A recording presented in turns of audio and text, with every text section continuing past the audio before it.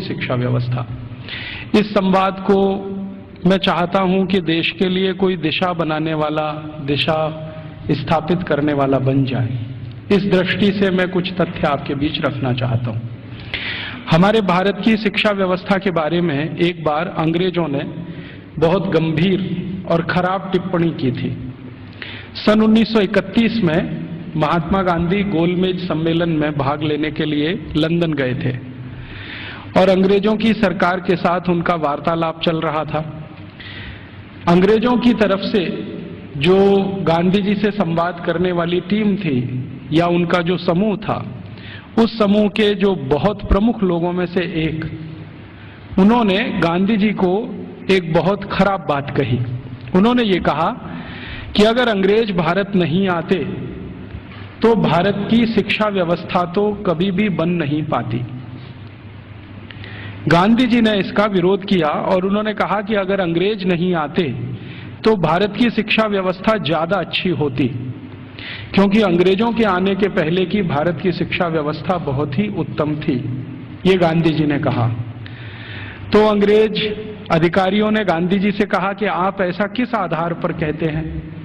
तो गांधी जी ने कहा कि मेरे देश को मैंने बहुत नजदीक से देखा है, गांव-गांव में मैंने प्रवास किया है, वहां जो कुछ भी शिक्षा व्यवस्था के पुराने खंडहर दिखाई दे रहे हैं, उनके आधार पर मैं कह सकता हूं कि भूतकाल में हमारी शिक्षा व्यवस्था बहुत अच्छी थी और बहुत मजबूत थी।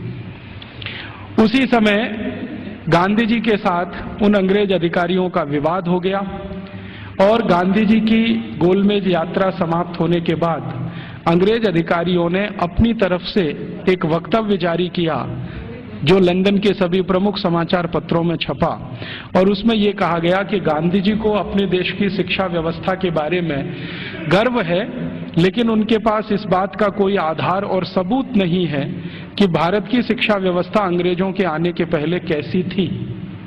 ये गांधी जी के पास कोई प्रमाण नहीं है, लिहाजा हम मानेंगे नहीं कि गांधी जी की बात सही है। और इस तरह से उस पर एक बहस चल पड़ी। भारत लौटने के बाद महात्मा गांधी ने उस बहस को बंद नहीं किया और लगातार उसको जिंदा रखा। गांधी जी के जो बहुत नजदीकी लोगों में से काम करने वाले एक व्यक्ति जो इस समय भी जीवित हैं और जो भारत के बहुत प्रमुख इतिहासकारों में माने जाते हैं, उनका नाम है प्रोफेसर धर्मपाल। जब भारत आजाद हो गया 15 अगस्त 1947 को, तो प्रोफेसर धर्मपाल जो गांधी जी के साथ भारत छोड़ो आंदोलन में शामिल हुए थे, उन्होंने गांधी जी को पूछा कि अच्छा अब मेरा काम क्या है? आजादी आ गई, सरकार बन गई, अब बताइए मेरा काम क्या है? तो गांधी जी ने कहा कि देखो, मैं 1931 में गोलमेज सम्मेलन में लंदन गया था। उस समय अंग्रेज अधिकारियों ने मुझे ये कहा था कि भारत में अंग्रेज अगर नहीं आते तो भारत की शिक्षा व्यवस्था तो कुछ भी नहीं होती। मुझे ये बात सही नहीं लगती, लेकिन मेरे पास इसको साबित करने के लिए कोई प्रमाण नहीं है। मैं तुमसे उम्मीद रखता हूं कि तुम भारत की शिक्षा व्यवस्था के बारे में जितने भी संभव हो प्रमाण इकट्ठे करो, दस्तावेज इकट्ठे करो, तथ्य इकट्ठे करो और उसके आधार पर यह सत्य साबित करो कि अंग्रेजों से आने के पहले की भारत की शिक्षा व्यवस्था कैसी थी। धर्मपाल जी ने गांधी जी के इस वाक्य को या गांधी जी के इस कथन को अपने जीवन का उद्देश्य बना लिया और वो भारत छोड़कर लंदन चले गए। लंदन के बाद दुनिया के कई देशों में घूमते रहे, फ्रांस में रहे, जर्मनी में रहे, यूरोप के देशों में 40 साल उन्होंने अध्ययन और अध्यापन किया।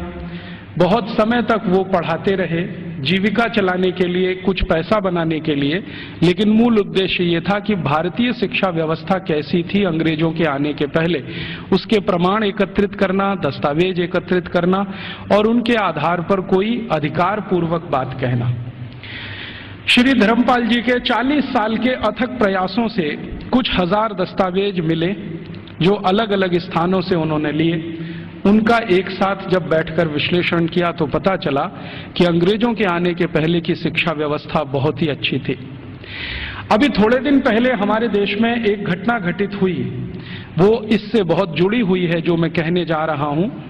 हमारे देश के जो वर्तमान प्रधानमंत्री हैं डॉक्टर मनमोहन सिंह, ये थोड़े दिन पहले ऑक्सफोर्ड विश्वविद्यालय में गए थे और इनको ऑक्सफोर्ड विश्वविद्यालय ने मानद डॉक्टरेट की उपाधि दी थी। जिस दिन ये समारोह आयोजित हुआ था उस दिन मैंने उसका लाइव टेलीकास्ट देखा था, सीधा प्रसारण। और उस सीधे प्रसारण में लगभग मैं 2-2.5 घंटे बैठा रहा टीवी के सामने, देखता रहा कि क्या क्या हो रहा है। उस कार्यक्रम में 40 मिनट का तो व्याख्यान हुआ डॉक्टर मनमोहन सिंह का, और उसके अलावा कुछ दूसरी औपचारिकताएं हुई। मनमोहन सिंह जी ने जो व्याख्यान दिया इस ऑक्सफोर्ड विश्वविद्यालय के पदवी ग्रहण समारोह में, वो बहुत ही तकलीफ देने वाला था और किसी भी स्वाभिमानी भारतीय नागरिक को नीचा दिखाने वाला था। उन्होंने अपने व्याख्यान की शुरुआत ही यहां से की कि हम अंग्रेजों के बहुत आभारी हैं जो उन्होंने भारत में आकर अपनी सरकार बनाई। हम अंग्रेजों के बहुत आभारी हैं जो उन्होंने भारत में आकर शिक्षा व्यवस्था दी। हम अंग्रेजों के बहुत आभारी हैं जो उन्होंने भारत में आकर न्याय व्यवस्था स्थापित की। हम अंग्रेजों के बहुत आभारी हैं कि उन्होंने भारतीय लोगों को विज्ञान सिखाया। हम अंग्रेजों के बहुत आभारी हैं कि उन्होंने भारतीय नागरिकों को विज्ञान और तकनीकी का अंतर समझाया। हम अंग्रेजों के बहुत आभारी हैं कि उन्होंने अंग्रेजी भाषा हमें बताई। और ऐसा ही वो 40 मिनट बोलते रहे। अगले दिन क्या हुआ, लंदन के सभी समाचार पत्रों में हमारे भारत के प्रधानमंत्री डॉक्टर मनमोहन सिंह का ये वक्तव्य छपा और इस वक्तव्य के साथ सभी समाचार पत्रों में संपादकीय टिप्पणी भी छपी। और ज्यादातर समाचार पत्रों के संपादकीय में ये लिखा गया कि हमारे देश के एक पूर्व प्रधानमंत्री विंस्टन चर्चिल ने सन 1945 में भारत के बारे में ये कह दिया था कि ये देश आजाद होने लायक देश नहीं है। और भारत के प्रधानमंत्री डॉक्टर मनमोहन सिंह ने कल लंदन में व्याख्यान देकर ये सिद्ध कर दिया कि भारत आजादी के इतने साल के बाद भी अभी मानसिक रूप से गुलाम है। जिस देश का प्रधानमंत्री अभी भी अंग्रेजों के गुणगान करता हो, उस देश की प्रजा की मानसिक गुलामी की स्थिति क्या होगी इसका अंदाजा हम लगा सकते हैं, वगैरह वगैरह। खूब लंबी संपादकीय टिप्पणी उस पर की गई। मेरे कुछ दोस्तों ने वो संपादकीय टिप्पणियां अलग अलग अखबारों से काट कर भेज दिया। उसके बाद मैंने डॉक्टर मनमोहन सिंह के लिए एक पत्र लिखा जो लगभग 250 पेज का है। वो पत्र नहीं, एक किताब हो गई। और मैंने उनसे कहा कि हमें बड़ी शर्म आती है कि आप भारत के प्रधानमंत्री हैं जो भारत के बारे में कुछ भी नहीं जानते। हमें शर्म आती है कि आप भारत के ऐसे प्रधानमंत्री हैं जिन्होंने भारतीयता का कुछ समझने की भी जीवन में कोशिश नहीं की है। भारत अंग्रेजों के पहले कैसा था, भारत की शिक्षा अंग्रेजों के पहले कैसी थी, भारत की तकनीकी और विज्ञान अंग्रेजों के पहले कैसा था, हमारा भारत अंग्रेजों के पहले उद्योग और व्यापार में किस स्थान पर दुनिया में टिका हुआ था, ये सब बातें अगर आप दस्तावेजों के आधार पर जरा समझें और जानें तो बहुत अच्छा होगा। आप अगली बार ऐसा गुलामी का वक्तव्य देने से बचेंगे। आपको सुनकर हैरानी होगी कि मैंने ये जो पत्र लिखा, ये पत्र मनमोहन सिंह के कार्यालय में पहुंचा और एक लाइन का उत्तर आया कि आपका पत्र मिला और हम उसको कार्यवाही के लिए भेज रहे हैं। अब कहां भेज रहे हैं कार्यवाही के लिए? मैंने तो लिखा था हमारे देश के प्रधानमंत्री को, और उसमें पत्र तो एक ही पन्ने का था, बाकी 249 पन्ने के तो दस्तावेज जो ये सिद्ध करने के लिए मैंने उनके पास भेजे कि आप पहले इन दस्तावेजों को पढ़ें और देखें कि अंग्रेजों के आने के पहले का भारत कैसा था। शिक्षा व्यवस्था के स्तर पर, तकनीक और विज्ञान के स्तर पर, उद्योग और व्यापार के स्तर पर, हर स्तर पर, चिकित्सा व्यवस्था के स्तर पर, जहां तक भी संभव हो मैंने उसमें जानकारी दी। उसमें से एक हिस्से की छोटी जानकारी मैं आपसे भी शेयर करना चाहता हूं कि भारत की शिक्षा व्यवस्था कैसी थी और जिस समय हमारी शिक्षा व्यवस्था ऐसी थी उस समय यूरोप की शिक्षा व्यवस्था कैसी थी। भारत की शिक्षा व्यवस्था के बारे में सबसे ज्यादा काम जिन्होंने किया है वो कुछ अंग्रेज ही हैं। एक अंग्रेज अधिकारी भारत में आया जो लगभग 40 साल यहां रहा, उसका नाम था विलियम एडम। विलियम एडम बहुत उच्च स्तर का अधिकारी था। अंग्रेजों की जो संसद का एक हिस्सा है हाउस ऑफ लॉर्ड्स, उसमें बहुत दिनों तक वो सांसद था और भारत में उसको बहुत उच्च स्तर का अधिकारी बनाकर भेजा गया था। उसकी हैसियत इतनी बड़ी थी कि वो भारत में आकर अगर गवर्नर को या वायसराय को कोई सुझाव दे दे तो वायसराय उसको कानून बनाने के लिए मजबूर होता था। विलियम एडम इस स्तर का अधिकारी था। उस विलियम एडम के नीचे काम करने वाले कुछ अधिकारी थे, जिनमें से एक था मैकॉले, टीवी मैकॉले। मैकॉले की तो आपने बार बार चर्चा सुनी है, बार बार नाम भी सुना है, लेकिन विलियम एडम के बारे में शायद आप में से कम लोग जानते होंगे, क्योंकि ये मैकॉले का बॉस था। मैकॉले भारत में शिक्षा व्यवस्था के बारे में जितना भी अभ्यास करता था वो अपने इमीडिएट बॉस विलियम एडम को भेजता था। तो विलियम एडम ने भारत की शिक्षा व्यवस्था पर एक रिपोर्ट तैयार की और वो रिपोर्ट लगभग 1700 कुछ पन्ने की है, 1780 पन्ने हैं उस रिपोर्ट में। वो रिपोर्ट संसद में पेश की गई। संसद माने अंग्रेजों की संसद में, हाउस ऑफ कॉमन्स में पेश की गई और इस रिपोर्ट के आधार पर अंग्रेजों को पता चला कि भारत की शिक्षा व्यवस्था कैसी है। विलियम एडम की रिपोर्ट में से कुछ तथ्य मैं आपको देता हूं जो इस समय अंग्रेजी संसद के रिकॉर्ड्स पर हैं। आप जानते हैं कि हाउस ऑफ कॉमन्स और हाउस ऑफ लॉर्ड्स में जो भी बहस होती है वो सभी रिकॉर्ड में रहती है और जो रिकॉर्ड में आ जाती है वो उनका डॉक्यूमेंट्स बन जाती है, दस्तावेज बन जाती है।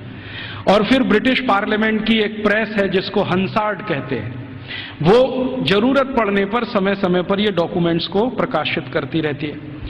तो भारत की शिक्षा व्यवस्था पर विलियम एडम की रिपोर्ट, जिसमें जगह जगह पर मैकॉले की दी गई टिप्पणी, मैं पहले मैकॉले की एक छोटी सी लाइन आपको सुना देता हूं। मैकॉले और विलियम एडम भारत की शिक्षा व्यवस्था के बारे में अंग्रेजों की संसद में जब बात कर रहे हैं तो घंटों घंटों उन्होंने बात की है।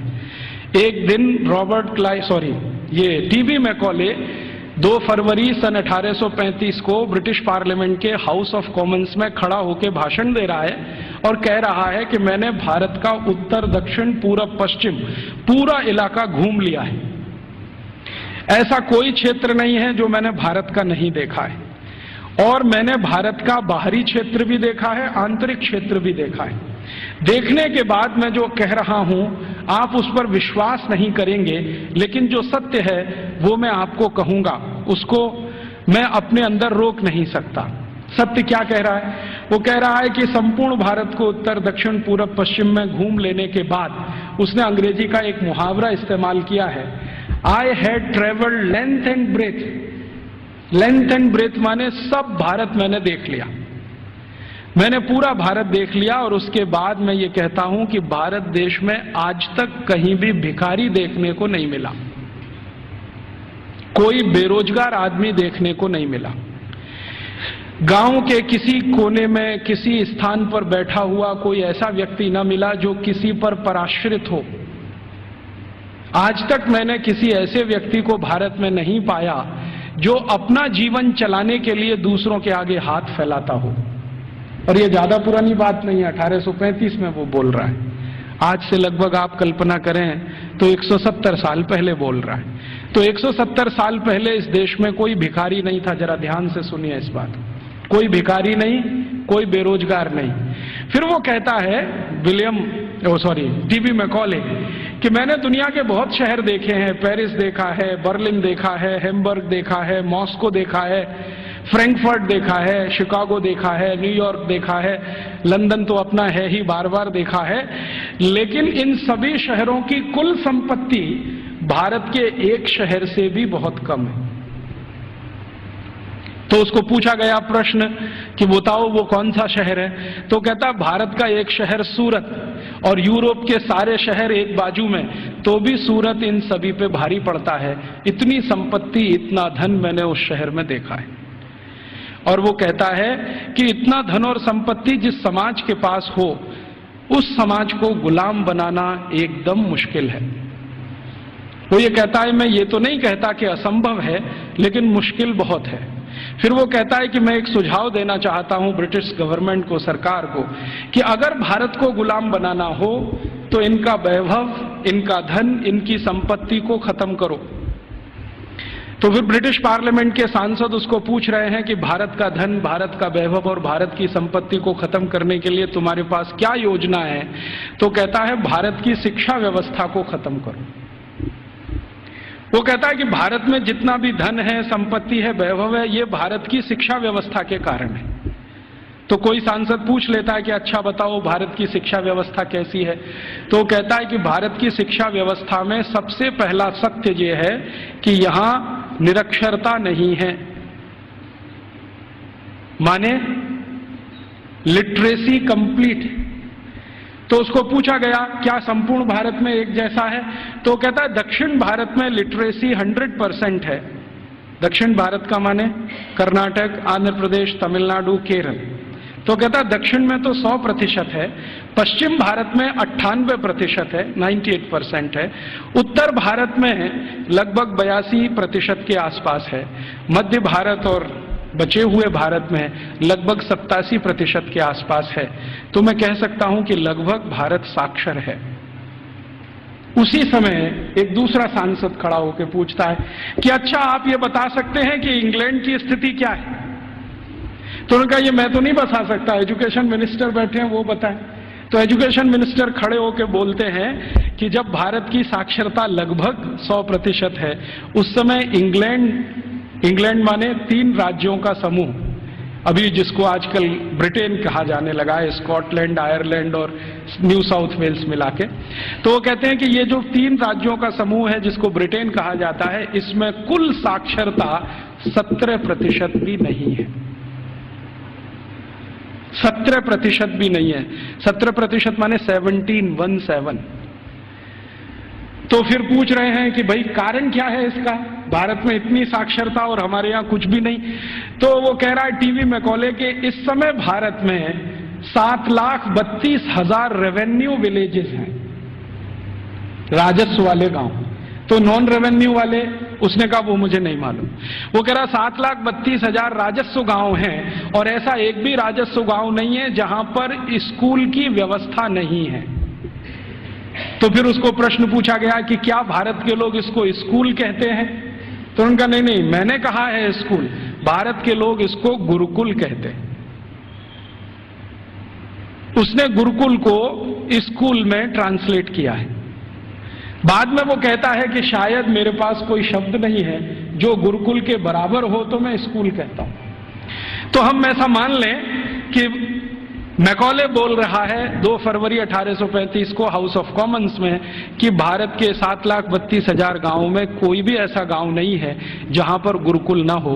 इसका अर्थ क्या है, हर गांव में एक गुरुकुल है। फिर उसको पूछा गया इस गुरुकुल में क्या होता है, तो उन्होंने कहा पढ़ते हैं। तो कितने विद्यार्थी हैं, तो उसने कहा सबसे बड़ा गुरुकुल मैंने देखा है वो 20,000 विद्यार्थियों का है, और जो सबसे छोटा गुरुकुल मैंने देखा है वो 200 विद्यार्थियों का है। माने जो गुरुकुलों के बड़े होने का अंदाजा हम लगाना चाहें तो 200 विद्यार्थियों से लेकर 20,000 विद्यार्थियों तक के गुरुकुल इस देश में चलते हैं 1835 के आसपास। फिर वो पूछ रहे हैं कि ये जो 20,000 विद्यार्थियों का गुरुकुल है इसकी व्यवस्था कैसे होती है, ये तो बहुत बड़े विद्यार्थियों का समूह है, कैसे पढ़ाते हैं, व्यवस्था कैसे होता है। तो वो कहता है कि भारत के इन सभी गुरुकुलों में मॉनिटोरियल एजुकेशन होती है। मॉनिटोरियल एजुकेशन का मतलब हम सब समझते हैं कि आचार्य ने किसी विद्यार्थी वर्ग को तैयार किया, मान लीजिए उसमें 50 विद्यार्थी। अब वो 50 विद्यार्थी अपने से नीचे वालों को पढ़ाएंगे और वो 50 विद्यार्थियों ने जिनको पढ़ाया वो उनसे अपने नीचे वालों को पढ़ाएंगे। तो वो कहते हैं कि एक आचार्य अगर है और उसके साथ 50-60 विद्यार्थियों का समूह है जिनको वो नियमित रूप से पढ़ाते हैं, तो वो 20,000 विद्यार्थियों का गुरुकुल आराम से संभालते हैं। और उसने परिभाषा दिया है कि जो आचार्य 20,000 विद्यार्थियों के गुरुकुल को संभालते हैं उनको भारत में कुलपति कहा जाता है। कुलपति माने 20,000 विद्यार्थियों के समूह की शिक्षा व्यवस्था करवाने वाला व्यक्ति, उसको कुलपति कहा जाता है।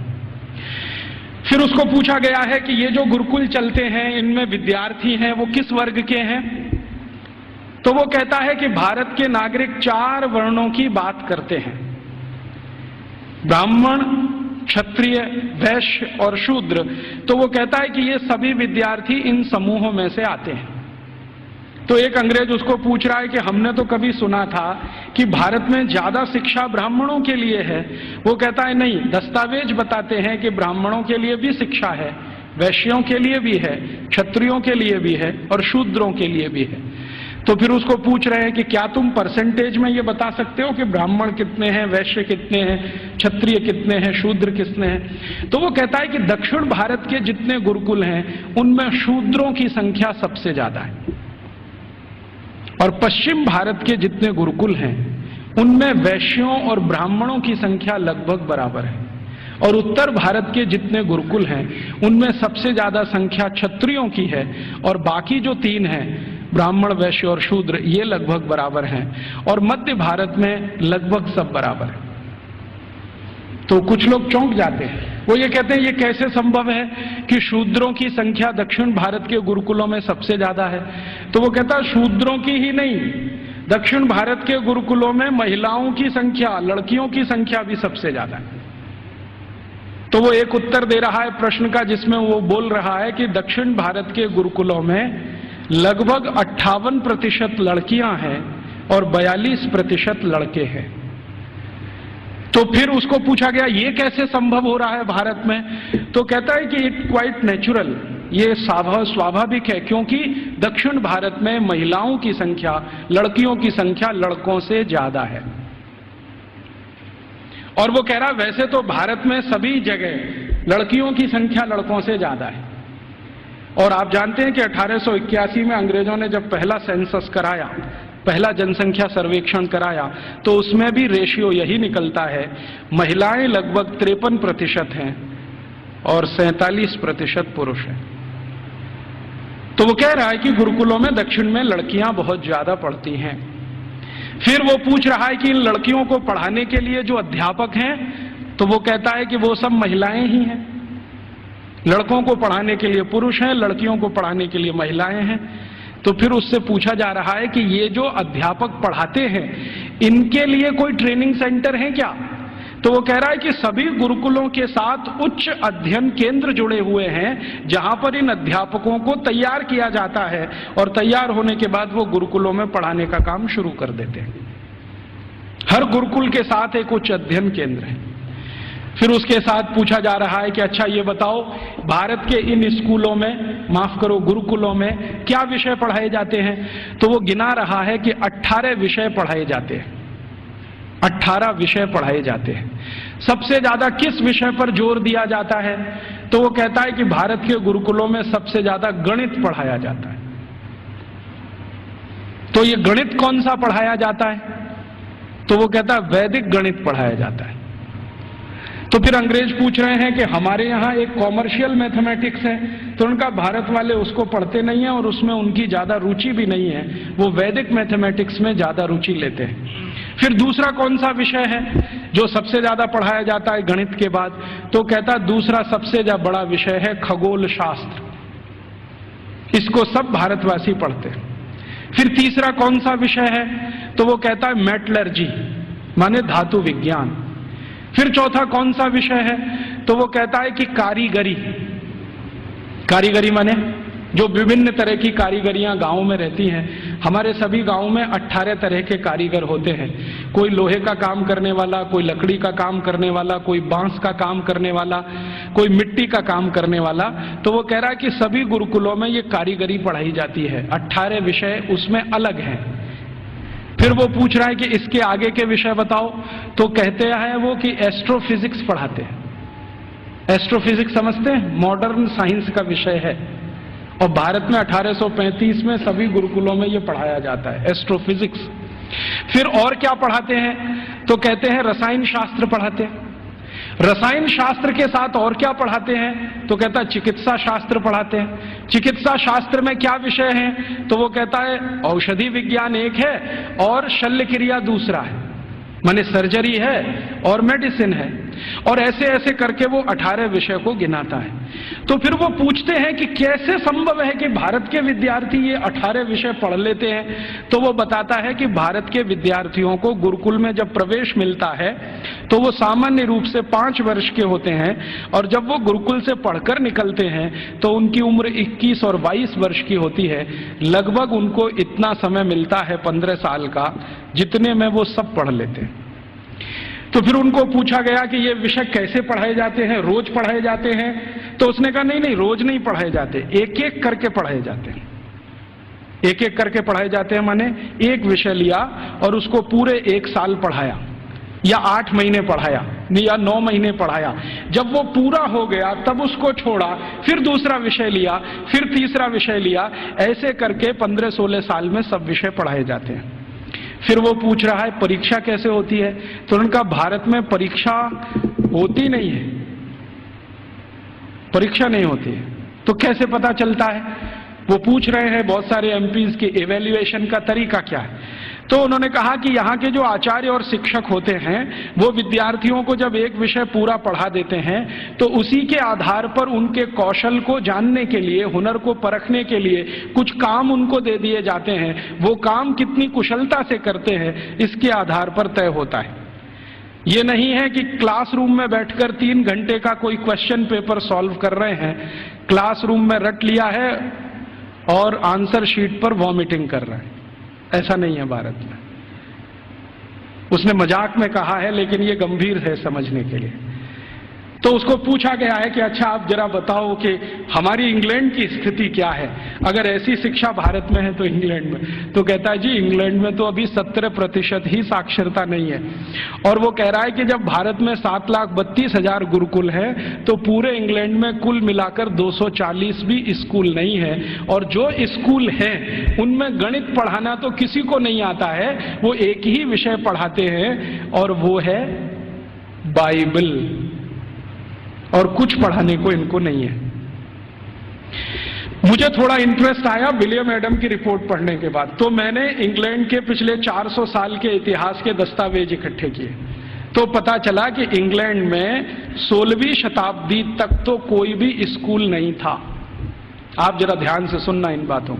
16वीं शताब्दी तक तो कोई स्कूल नहीं था। ईस्ट इंडिया कंपनी जब भारत आई है तब उनके यहां एक स्कूल खुला था, चर्च के पिछवाड़े में, गैरेज में। गैरेज समझते हैं, जहां गाड़ियां खड़ी की जाती हैं। एक गैरेज हुआ करता था जो मुश्किल से 15-20 फीट लंबा, 15-20 फीट चौड़ा, लंदन के एक चर्च में। ये लंदन में आप कभी जाएं तो उनका जो स्क्वायर है जहां पर उनकी पार्लियामेंट है उसके बगल में वो चर्च आज भी है। तो उसकी पीछे के हिस्से में एक छोटे से में स्कूल खुला था जो उनको पढ़ाता था बाइबल। तो बाइबल पढ़ाने वाले स्कूल उनके यहाँ शुरू हुए, उसके पहले तो कोई स्कूल ही नहीं था। तो इंग्लैंड और यूरोप के इतिहास क्या बताते हैं शिक्षा के बारे में, तो आप जरा सोचो और सुनो। यूरोप का जो सबसे बड़ा इतिहासकार, सबसे बड़ा दार्शनिक, सबसे बड़ा फिलोसोफर, सबसे बड़ा सब कुछ, जो यूरोप में भगवान के अगला अवतार माना जाता है, उसका नाम है प्लेटो। प्लेटो सबसे महान। वो ये कहते हैं ये तो ईश्वर का ही अंश है, माने ईसा मसीह के बाद यूरोप में अगर किसी की इज्जत है तो वो प्लेटो की है। प्लेटो के बारे में यूरोप के सारे अर्थशास्त्री, सारे के सारे दूसरे शास्त्री, चाहे वो फिजिक्स वाले हों, केमिस्ट्री के हों, बॉटनी के हों, जूलॉजी के हों, इंजीनियरिंग के हों, मेडिकल के, सब मानते हैं the whole of the European civilization is a footnote of Plato. मतलब यूरोप की पूरी सभ्यता जो है ना प्लेटो के फुटनोट जैसी है। माने प्लेटो ने जितना कुछ लिख दिया है वो किसी पुस्तक के फुटनोट में अगर है तो उतनी ही पूरी यूरोप की सभ्यता है। मतलब यूरोप की सभ्यता का जनक प्लेटो ही है। प्लेटो ने अपनी जिंदगी में कई महत्वपूर्ण पुस्तकें लिखी हैं, उनमें से 2 का जिक्र करता हूं। एक पुस्तक उसकी जो दुनिया में सबसे ज्यादा चर्चित हुई है, द रिपब्लिक, गणतंत्र, और दूसरी पुस्तक जो बहुत चर्चित है पूरी दुनिया में, laws, LAWS, laws.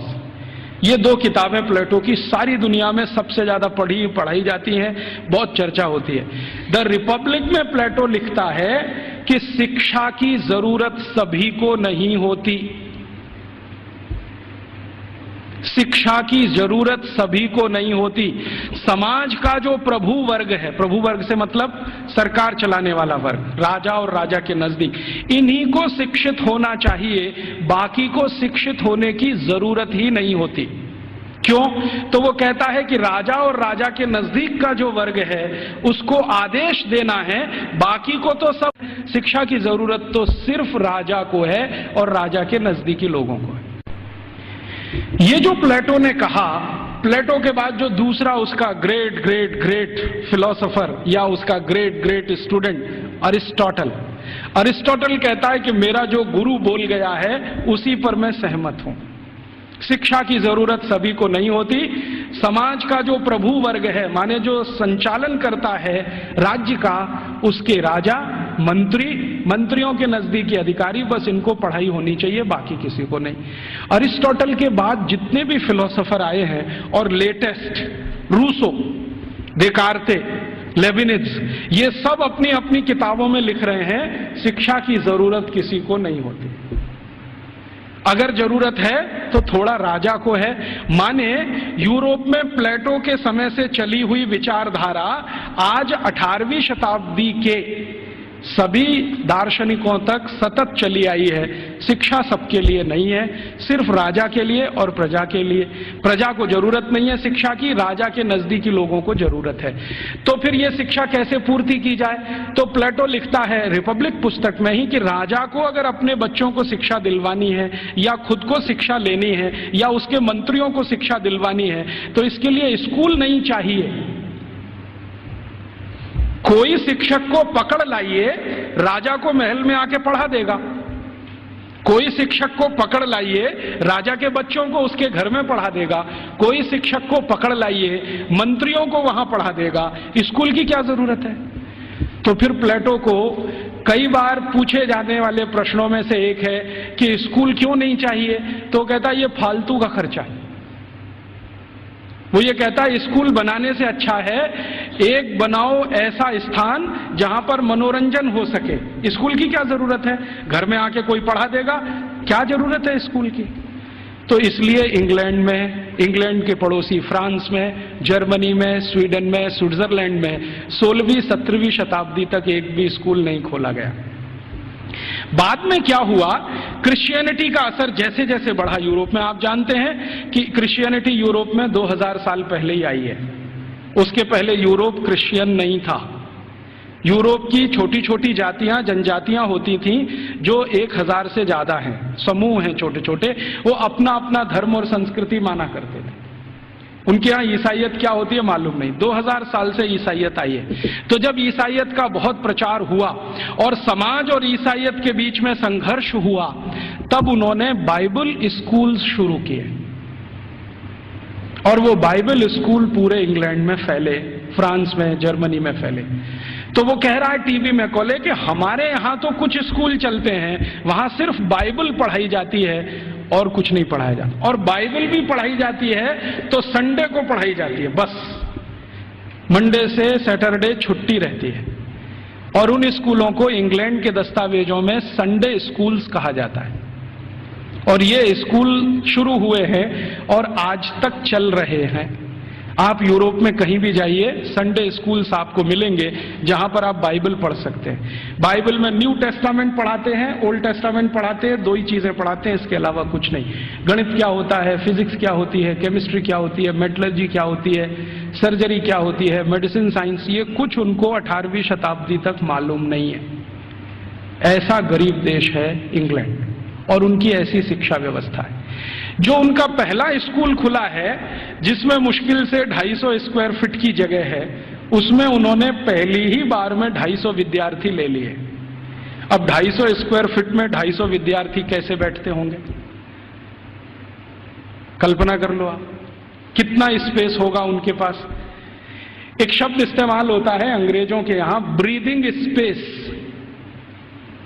Breathing space भी नहीं है। वो कह रहा है मैकॉले कि हमारे तो बाइबल स्कूलों में ब्रीदिंग स्पेस भी नहीं है, माने हर विद्यार्थी को घिचपिच में बैठना पड़ता है, जगह नहीं है उनके पास। लेकिन भारत के एक एक गुरुकुल तो 5-5 हेक्टेयर में बने हुए हैं। 1 हेक्टेयर में लगभग 5 एकड़ होते हैं, 25 एकड़ में गुरुकुल बने हुए हैं। और वो कह रहा है कि भारत के बहुत सारे गुरुकुल रेजिडेंशियल हैं, जहां पर विद्यार्थियों को रहने और खाने की व्यवस्था है, और कुछ गुरुकुल ऐसे हैं जो डे स्कूल की तरह से चलते हैं। विद्यार्थी सुबह आते हैं, शाम को पढ़ के अपने घर वापस जाते हैं। फिर उसको पूछा जाता है कि भारत के विद्यार्थियों को ये सारी की सारी जो शिक्षा दी जाती है, इसका कोई वर्गीकरण है, क्लासिफिकेशन है? तो वो बहुत सुंदर उत्तर दे रहा है, जो हमें इस पे रिसर्च आज जरूरी है करना। वो ये कह रहा है कि भारत के विद्यार्थियों को 2 चीजें पढ़ाई जा रही है, एक तो शिक्षा है, दूसरी विद्या है। अब वो कहता है कि मुझे समझ में नहीं आता शिक्षा कौन सी है, विद्या कौन सी है। लेकिन मैं जितने भी गुरुकुलों में गया हूं, पूछता हूं क्या पढ़ते हो, तो कुछ विद्यार्थी कहते हैं हम शिक्षा ले रहे हैं, कुछ कहते हैं हम विद्या ले रहे हैं। ये विद्या क्या है, शिक्षा क्या है, मुझे समझ में नहीं आता, लेकिन ये हर गुरुकुल में मुझे सुनाई देता है। हमको समझना चाहिए कि शिक्षा और विद्या ये 2 अलग चीजें होती हैं। आज के समय में हमने इन दोनों का खिचड़ी बना दिया है, और ऐसा खिचड़ी बना दिया है कि उसमें से चावल और मूंग की दाल को बीन पाना ही बड़ा मुश्किल हो गया है। नाम सब है विद्यालय और काम कर रहे हैं शिक्षालय का, है कि नहीं? कोई भी विद्यालय ले लो, 1, 2, 3 नाम विद्यालय, विद्यालय, महाविद्यालय, ये विद्यालय, काम सब शिक्षालय का कर रहे हैं, नाम विद्यालय रखा हुआ है। ऐसा घालमेल कर दिया। शायद ये मैकॉले का असर है, क्योंकि मैकॉले को शिक्षा और विद्या में अंतर नहीं मालूम था, हमें भी नहीं मालूम है। हम जानते नहीं है कि विद्या क्या होती है और शिक्षा क्या होती है। विद्या जो है ना, अपनी जिंदगी को अध्यात्म के रास्ते पर ले जाने वाली, अपने जीवन को ऊंचा उठाने वाली, आत्मा का परमात्मा से मेल कराने वाली, मनुष्य शरीर छूटने के बाद हमारी आत्मा परमात्मा से मिल जाए, इन सब बातों को सिखाने वाली, धर्म क्या है, अधर्म क्या है, न्याय क्या है, अन्याय क्या है, श्रेय क्या है, अश्रेय क्या है, छोड़ने वाला क्या है, ग्रहण करने लायक क्या है, ये सब ज्ञान देने वाली या विवेक देने वाली ये तो है विद्याएं। और बाकी हमने मैथमेटिक्स पढ़ लिया, हमने केमिस्ट्री पढ़ ली, हमने ये फिजिक्स पढ़ लिया, हमने ये कॉमर्स सीख लिया, हमने वो, ये है सब शिक्षा। तो कह रहा है कि भारत के सभी गुरुकुलों में विद्या है और शिक्षा है, लेकिन वो उसको इतना समझ में आ गया है कि ये जो विद्या है वो शिक्षा से ऊंची है। इसलिए भारत में गुरुकुल में जाने वाला सभी अपने को विद्यार्थी कहता है, शिक्षार्थी कोई नहीं कहता अपने को, क्योंकि मूल जो वो सीखने आया है वो कुछ और सीखने आया है। खाली गणित सीखने नहीं आया है, या खाली कॉमर्स सीखने नहीं आया, या खाली मेटलर्जी सीखने नहीं आया, विद्या सीखने आया। इसलिए विद्यार्थी कहलाना वो पसंद करता है अपने आप को। और वो कहता है कि जितनी ऊंची कल्पना भारत में है विद्या और शिक्षा की, हम तो उसके दूर दूर कहीं नजदीक तक नहीं है। फिर उसको पूछा जाता है कि अच्छा ये बताओ कि भारत में हायर स्टडीज सेंटर हैं क्या? तो कहता हाँ हैं। कितने हैं? तो संख्या गिना रहा है 15,800 कुछ। हायर स्टडीज सेंटर का मतलब क्या है? हायर स्टडीज सेंटर का माने विश्वविद्यालय। उनकी जो परिभाषा है ना, उस परिभाषा में विश्वविद्यालय, हायर स्टडीज सेंटर। हमने तो कुछ 2-4 नाम सुने हैं, एक नालंदा का हुआ करता था, एक तक्षशिला का हुआ करता था, लेकिन 1835 में मैकॉले बोल रहा है अपने पार्लियामेंट में कि 15,800 कुछ विद्यालय, सॉरी विश्वविद्यालय। और वो ये कह रहा है कि ये जितने भी विश्वविद्यालय हैं ये किसी एक विषय के निपुण हैं, कोई एक विषय। जैसे वो नाम लिख के बता रहा है, मेरे पास ये सब नाम है 15,800 और उसकी सीडी है। अगर एलसीडी प्रोजेक्टर हो तो मैं आपको दिखा सकता था। वो लैपटॉप मेरे पास अभी है, उसमें सब फीड किया हुआ है। एक विद्यालय है, माफ करिए विश्वविद्यालय है, अमरावती विश्वविद्यालय। अमरावती विश्वविद्यालय मशहूर है किस बात के लिए? वो मेटलर्जी के लिए मशहूर है, धातु विज्ञान सिखाया जाता है। और पूरा विश्वविद्यालय धातु विज्ञानियों से भरा हुआ है। और धातु विज्ञान कई तरह का है, जैसे कच्चे लोहे से फौलाद बनाना, जैसे जमीन में से लोहा तांबा लोहा तांबा सिल्वर माने चांदी और सोना, ये जो दूसरी दूसरी बेशकीमती धातुएं निकलती हैं, इनका एक्सट्रैक्शन कैसे किया जाए, ये सिखाने वाला। माने आज जो हमारे यहाँ आईआईटीज में सिखाया जाता ना मेटलर्जी में, वही वहां उस समय यूनिवर्सिटीज में सिखाया जाता। फिर वो कह रहा है एक विश्वविद्यालय में गया था, कांगड़ा विश्वविद्यालय, कांगड़ा माने हिमाचल, तो वो किसके लिए मशहूर है? तो कह रहा है ये सर्जरी के लिए मशहूर है। तो उसको पूछा जा रहा है कि किस तरह की सर्जरी होती है, तो कहता है जी हम सोच नहीं सकते वैसी सर्जरी होती है। और उसको उसने शब्द दिया है जिसको आज के इक्विवेलेंट अगर मैं कहूं तो राइनोप्लास्टी।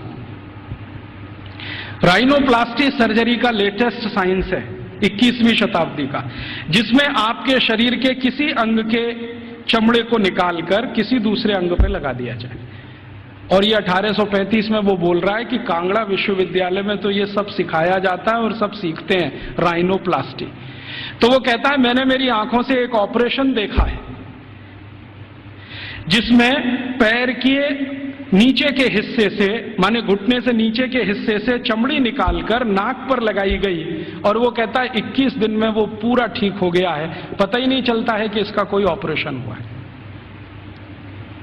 ग्राफ्टिंग जिसको कहते हैं, स्किन ग्राफ्टिंग। और ये 1835 में भारत में होता है। कांगड़ा विश्वविद्यालय का उसने लंबा डिस्क्रिप्शन किया है कि मैंने ऐसा देखा, मैंने वैसा देखा। फिर इसी तरह एक अंग्रेज अधिकारी है, वो खड़ा होकर चिल्लाने लगता, हाँ मैंने भी देखा है, कर्नल कूट उसका नाम। जैसे ही उसने सुना तो वो भी खड़ा हो गया, उसने कहा मैंने भी देखा है, एक बार मैं भारत देश गया था, हैदर अली के साथ मैंने युद्ध लड़ा था, हैदर अली ने मुझे परास्त कर दिया था, मेरी नाक काट दी थी, मैं कटी हुई नाक लेके वहां से भागा था, और बेलगाम नाम का भारत में कोई एक गांव है, वहां के एक वैद्य ने मेरी नाक का ऑपरेशन किया था और जोड़ दिया था, और अभी वो नाक मेरी ऐसी है। वो खड़े होकर बोल रहा है। तो उसको सब सांसद पूछ रहे हैं कि अच्छा तुम्हारी नाक ही काटी थी, सिर क्यों नहीं काटा? क्योंकि तुम तो परास्त हो गए थे, तो तुम्हारा सिर क्यों नहीं काट दिया? तो वो कहता है भारत के राजा बड़े दयालु हैं, उनके मन में बड़ी दया है, दुश्मन को भी पूरा मारते नहीं है, अंग भंग करके छोड़ देते हैं, और भारत में नाक कटना ही बहुत बड़ी बदनामी की बात है, हमारे यहां ऐसा कुछ। तो ये कर्नल कूट के जो कहे हुए और मैकॉले के कहे हुए इन दस्तावेजों से अंदाजा लगता है कि सर्जरी कोई बहुत ऊंचे स्तर की थी। फिर इन सर्जरी को करने वाले जो आचार्य होते थे, उन आचार्यों के उपकरण कैसे हैं, उसका वो डिस्क्रिप्शन कर रहा है। और आपको सुनकर आश्चर्य होगा कि सामान्य रूप से सर्जरी का एक आचार्य माने आज का MS मास्टर ऑफ सर्जरी, उस जमाने का आचार्य, तो वो कहते हैं कि सामान्य रूप से एक आचार्य के पास कम से कम 500 इंस्ट्रूमेंट्स तो होते ही हैं। वो कहता 20 तरह की तो उनके पास क्लिप्स हैं, ये जो 2 वाली होती है ना पकड़ के, 20 तरह की, और सभी उच्च स्तर के लोहे से बनी हुई, जिनमें कभी जंग नहीं लगता। फिर वो कहता भारतवासी बिना जंग का लोहा बनाना तो 10वीं शताब्दी से जानते हैं, हमने उनसे ही सीखा है, हमको लोहा बनाने की तकनीक भारत से ही आई है, और ऐसा लोहा बनाना जानते हैं जिसपे कभी जंग नहीं लगती। वो आज भी कभी देखना हो तो चले जाइए, मेहरौली का खंबा खड़ा हुआ है। वो कहता है इनको ऐसा लोहा बनाना आता है तो इंस्ट्रूमेंट अच्छे अच्छे बना लेते हैं। और वो एक मजे की बात कह रहा है कि जिस समय इंग्लैंड में हम चिकित्सा कराते हैं अपनी कोई बीमारी की, तो उस समय 1835 में इंग्लैंड में चिकित्सा क्या होती है जरा सुनिए, और यहाँ कोई एलोपैथी डॉक्टर हैं तो वो जरा ध्यान से सुने। 1835 में इंग्लैंड में चिकित्सा व्यवस्था होती है तो क्या है, एक ही चिकित्सा है उनके पास, हिप्पोक्रेटिस मेडिसिनल सिस्टम। एक हिप्पोक्रेटिस नाम का कोई आदमी हुआ इंग्लैंड में, ईसा से करीब 250 साल पहले, सॉरी ग्रीस में हुआ, इंग्लैंड में नहीं, ग्रीस में हुआ।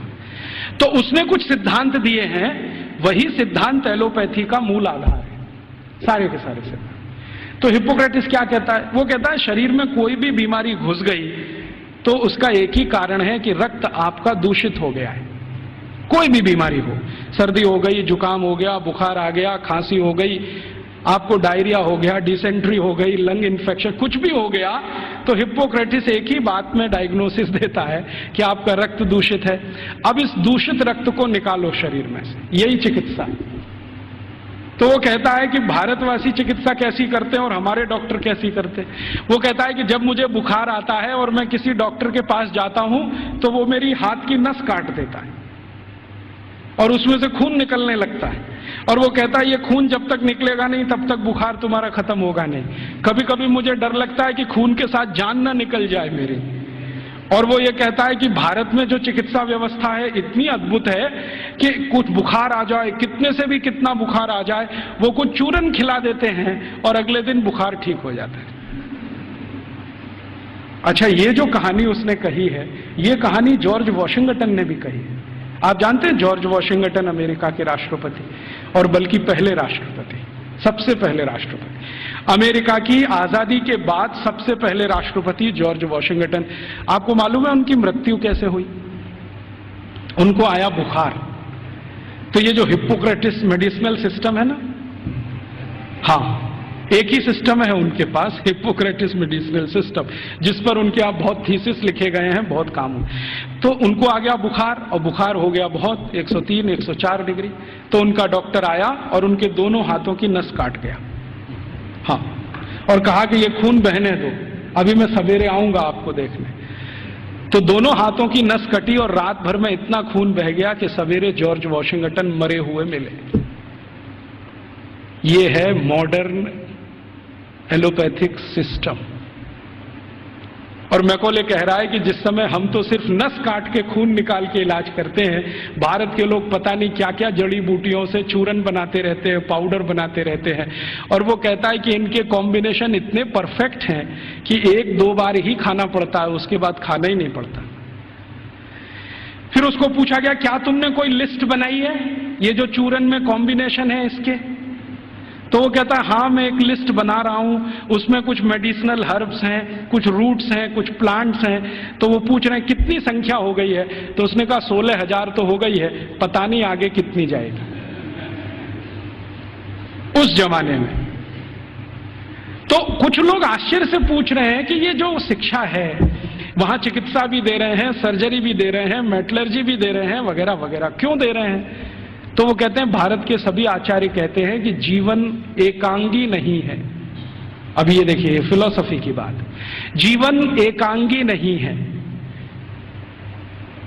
और चूंकि एकांगी नहीं है तो इसमें सब तरह के ज्ञान की जरूरत होती है। तो हर विद्यार्थी को सभी तरह का ज्ञान होना चाहिए, विशेषज्ञता उसको किसी एक में होनी चाहिए, ज्ञान उसको सब तरह का होना चाहिए। तो कहता है कि जो प्राइमरी लेवल की ज्ञान है वो सबको दी जाती है, मेडिसिन की, सर्जरी की, मेटलर्जी की, मैथमेटिक्स की। जब वो विद्यार्थियों की रुचि उत्पन्न हो जाती है तो किसी एक विषय में उनको विशेषज्ञ बना दिया जाता है, और फिर वो विद्यार्थी समाज में चला जाता है, उसकी शिक्षा पूरी हो जाती है, विद्या पूरी हो जाती है, फिर वो समाज को अपनी सेवाएं देता है। और वो एक बहुत महत्व की बात कह रहा है कि भारत के विद्यार्थी इन सब गुरुकुलों से जब पढ़कर निकलते हैं तो उनको संकल्प कराया जाता है, संकल्प कराया जाता है। और संकल्प क्या कराया जाता है? तो उनको ये कहा जाता है कि देखो ये जो ब्रह्मांड जगत है, वो उसको अंग्रेजी में एक्सप्लेन कर रहा है, ठीक से नहीं कर पाया, कहीं गलती है वो मैंने ठीक कर दिया है, क्योंकि बहुत सारी चीजें उनके समझ की बाहर है जो हमारी समझ के लिए सामान्य है। क्योंकि हर सभ्यता में कुछ बातें विशेष होती हैं जो दूसरी सभ्यता में नहीं मिलती हैं, तो बाहर वाला आकर उसको जिस चश्मे से देखेगा, हमारा चश्मा उससे बिल्कुल अलग होगा। तो वो कह रहा है कि भारत में ऐसा बोलते हैं, मानते हैं कि ये जो ब्रह्मांड जगत है इसमें मनुष्य ही नहीं है, मनुष्येतर बहुत सारे प्राणी हैं, पक्षी हैं, जीव हैं, जंतु हैं, और सब भारतवासी मानते हैं कि सब में आत्मा है, सब में आत्मा है। और प्लेटो क्या कहता है? प्लेटो करे जरा इसका सोचो, वो रिपब्लिक में लिख रहा है और लॉज में उसको रिपीट किया है। वो ये कहता है आत्मा सिर्फ राजा में होती है, प्रजा में आत्मा ही नहीं होती। प्लेटो का है, ये मेरा नहीं। वो कहता है आत्मा सिर्फ राजा में है, प्रजा में आत्मा है ही नहीं, इसलिए कानून सब प्रजा के लिए हैं, आदेश देने का अधिकार राजा को है। और प्लेटो तो कहता है कि राजा के मुंह से जो निकल गया वही कानून, प्रजा को उसी का पालन करना है। अच्छा, फिर प्लेटो ने स्ट्रेटिफिकेशन किया है कि राजा तो एक वर्ग है, उसके नीचे के वर्ग के उसने वर्गीकरण किया है कि प्रजा में पहला कौन, तो कहता है कि ये जो उद्योगपति हैं, व्यापारी हैं, धंधा करने वाले, ये पहले स्तर के। दूसरे स्तर पर कौन, तो अध्यापक हैं और कारीगर हैं और म्यूजिशियन है, संगीतकार है, पेंटर है, आगे आदि दो। तीसरे नंबर पर कौन, तो तीसरे नंबर पर खेत में काम करने वाले मजदूर हैं, फैक्ट्री में काम करने वाले मजदूर हैं वो। चौथे नंबर पर कौन, तो कहता है स्त्रियां, महिलाएं, वो चौथे नंबर पे। आखिरी पांचवा कोई नंबर नहीं है वहां। तो वो कहता है प्लेटो कि मैं कभी कभी कल्पना करता हूं कि प्रजा में गलती से आत्मा आ गई तो स्त्रियों में तो कभी नहीं आती। इसलिए वो लॉज में लिख रहा है कि कभी भी किसी न्यायाधीश को किसी स्त्री की गवाही पर विचार ही नहीं करना चाहिए, क्योंकि स्त्री को सत्य का ज्ञान नहीं है, उसको विवेक नहीं है, क्योंकि उसको आत्मा नहीं। तो आप जानते हैं ये जो मॉडर्न जस्टिस माने जुडिशियल सिस्टम निकला, जिसमें से आईपीसी, सीआरपीसी और सीपीसी आया और हमने बिना सोचे समझे उसको अपने देश में अपनाया, इस जुडिशियल सिस्टम में 1950 तक किसी महिला की गवाही को माना ही नहीं जाता था। यूरोप में अदालत में चलने वाले किसी भी मुकदमे में किसी महिला की गवाही नहीं मानी जाती थी। तो क्या हुआ, फिर यूरोप में एक बगावत हुई जिसको वीमेन्स लिव कहा जाता है, स्त्री मुक्ति, और इसका नेतृत्व किया एक फ्रांसीसी लेखिका ने, उसका नाम था सिमोन द बोउआर। उसके एक गुरु हुआ करते थे ज्यों पाल सार्त्र, जिनको आधुनिक दार्शनिकों में बहुत ऊंचा स्थान मिला हुआ है। तो सिमोन द बोउआर ने सालों साल आंदोलन चलाया, तब फ्रांस में इतना हुआ कि किसी 3 स्त्री की गवाही एक पुरुष के बराबर है। इतना हुआ, बस इतना ही हुआ। और उसके बाद सिमोन द बोउआर मर गई और वो कहती थी कि मैं इतना ही करा पाई, यही मेरे लिए बहुत है कि कम से कम अदालत ने 3 महिलाओं की गवाही एक पुरुष के बराबर तो मानी। और प्लेटो चूंकि ये कहता था कि स्त्री में आत्मा नहीं होती है, तो 1950 तक यूरोप के किसी भी देश में महिलाओं को वोट डालने का अधिकार नहीं था। वोट डालने का तो छोड़ दो, बैंक में अकाउंट खोलने का अधिकार नहीं था किसी महिला को। अकाउंट खुलेगा तो उसके पति का खुलेगा, महिला का नहीं खुलेगा। और जो विधवा है तो उसके बेटे के नाम से खुलेगा, महिला के नाम से नहीं खुलेगा। जो बेटा ही नहीं है तो पड़ोसी के बेटे के नाम से खुलेगा।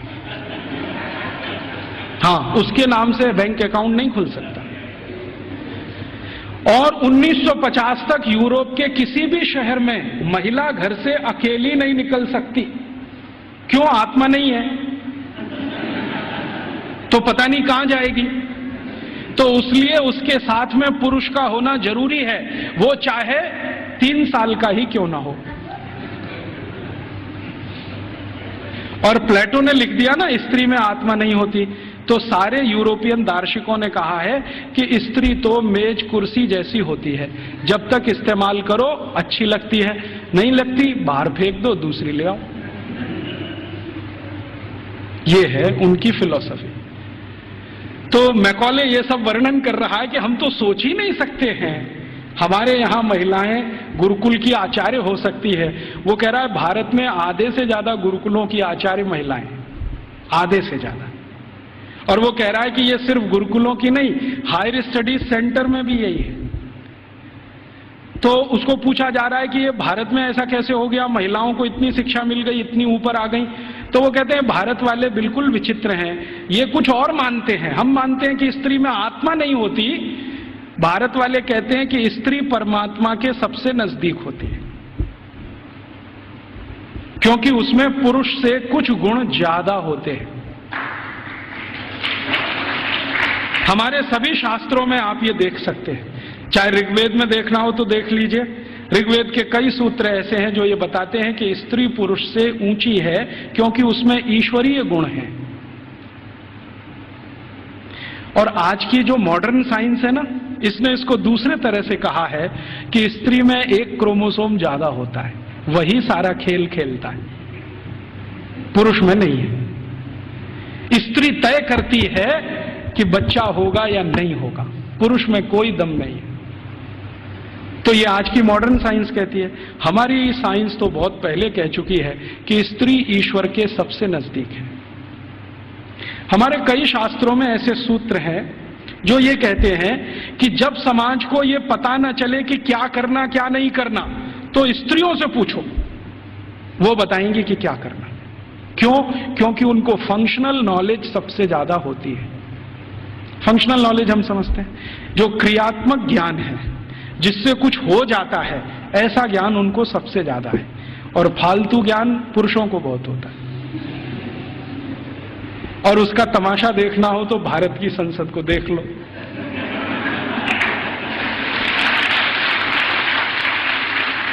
देखा आपने संसद में जो पुरुष सांसद हैं वो मां बहन की गालियां देते हैं और स्त्री सांसदों को चुपचाप निकल जाना पड़ता है। भारत में पता है क्या मान्यता है? भारत में मान्यता यह है कि भाषा का विकास स्त्रियों ने ही किया है। भाषा का विकास स्त्रियों ने ही किया है। पुरुष की ताकत नहीं है भाषा का विकास करने। क्यों? क्योंकि भारतीय भाषाओं में, भारतीय भाषाएं पता है? संस्कृत, तमिल, तेलुगु, कन्नड़, मलयालम, बंगाली माने बंगला, आसामी, उड़िया, ये सब भारतीय भाषाएं। और हिंदी उर्दू मिलने से पहले, अभी तो हिंदी नहीं रही है, उसमें बहुत कुछ उर्दू घुस गई है, फारसी, पता नहीं क्या क्या घुस गया। तो हिंदी उर्दू मिलने से पहले और बाकी सब भारतीय भाषाएं। आपको मालूम है इनमें गालियां नहीं है, एक भी गाली नहीं है।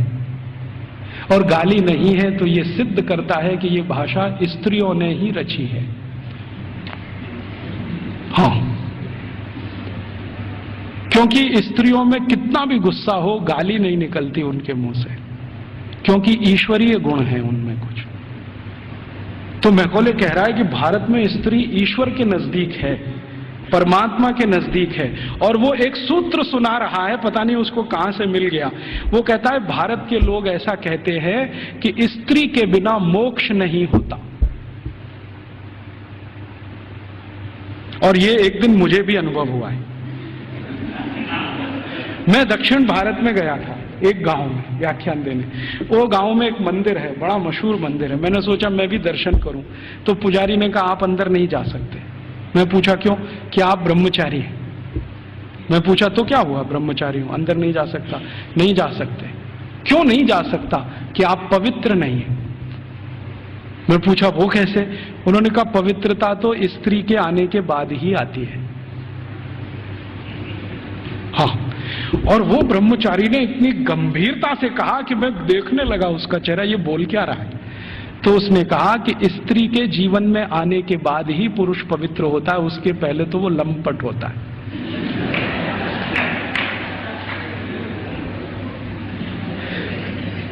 तो मंदिर में मुझे घुसने नहीं दिया उसने।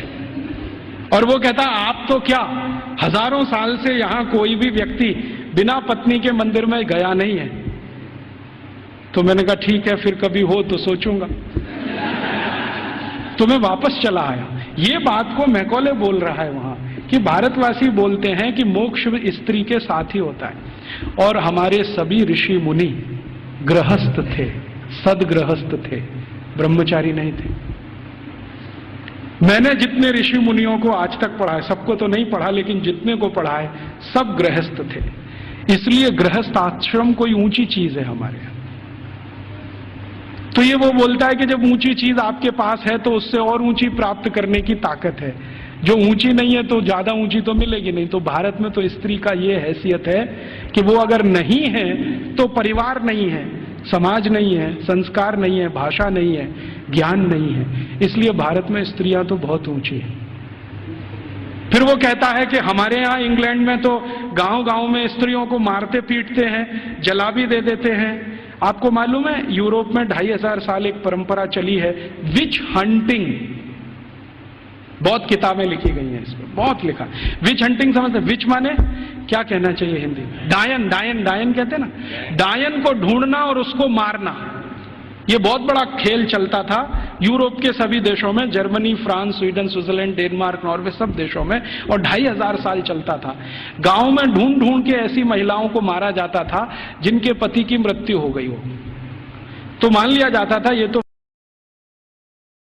हो गई है और इसको हंट करना है, माने मार देना है।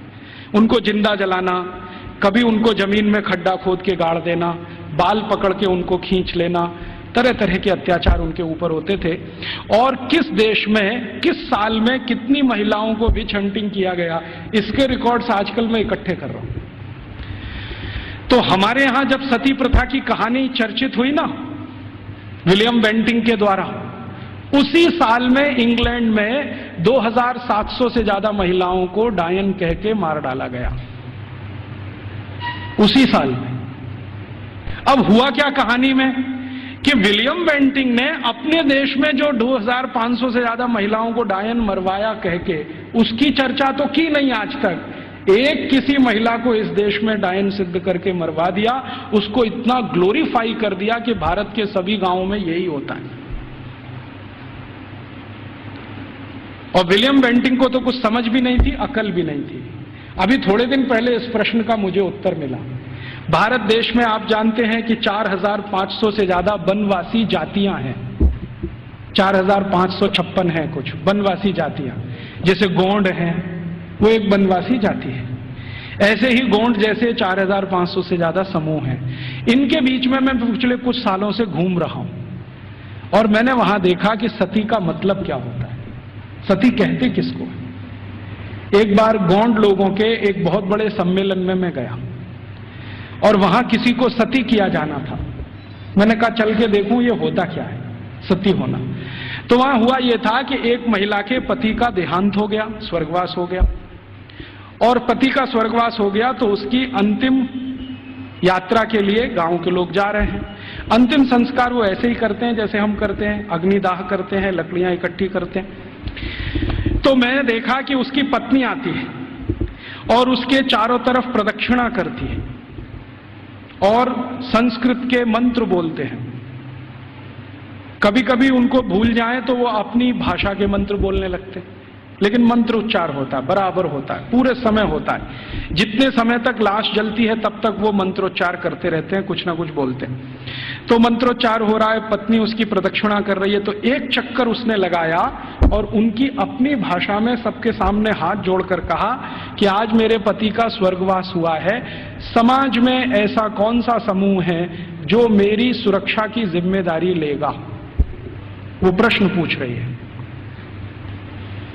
और बड़े सुंदर शब्दों में वो कह रही है कि भारत के शास्त्रों ने हमेशा स्त्री को सुरक्षित रहना ये आवश्यक है, क्योंकि उसको जीवन बढ़ाना है, तो इसलिए उसको सुरक्षा की जरूरत है। प्राकृतिक सुरक्षा भी चाहिए, दूसरे तरह की भी सुरक्षा चाहिए।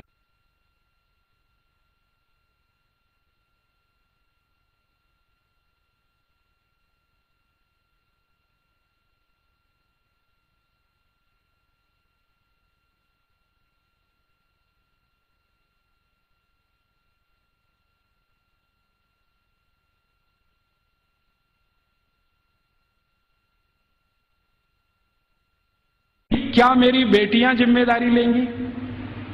बेटियों ने हां बोल दिया तो आ जाएगी, नहीं बोला तो फिर चौथा चक्कर लगाएगी। फिर वो पूछेगी कि क्या समाज के प्रतिष्ठित लोग, जिनको हम क्या कहें महाजन लोग मेरी जिम्मेदारी लेंगे?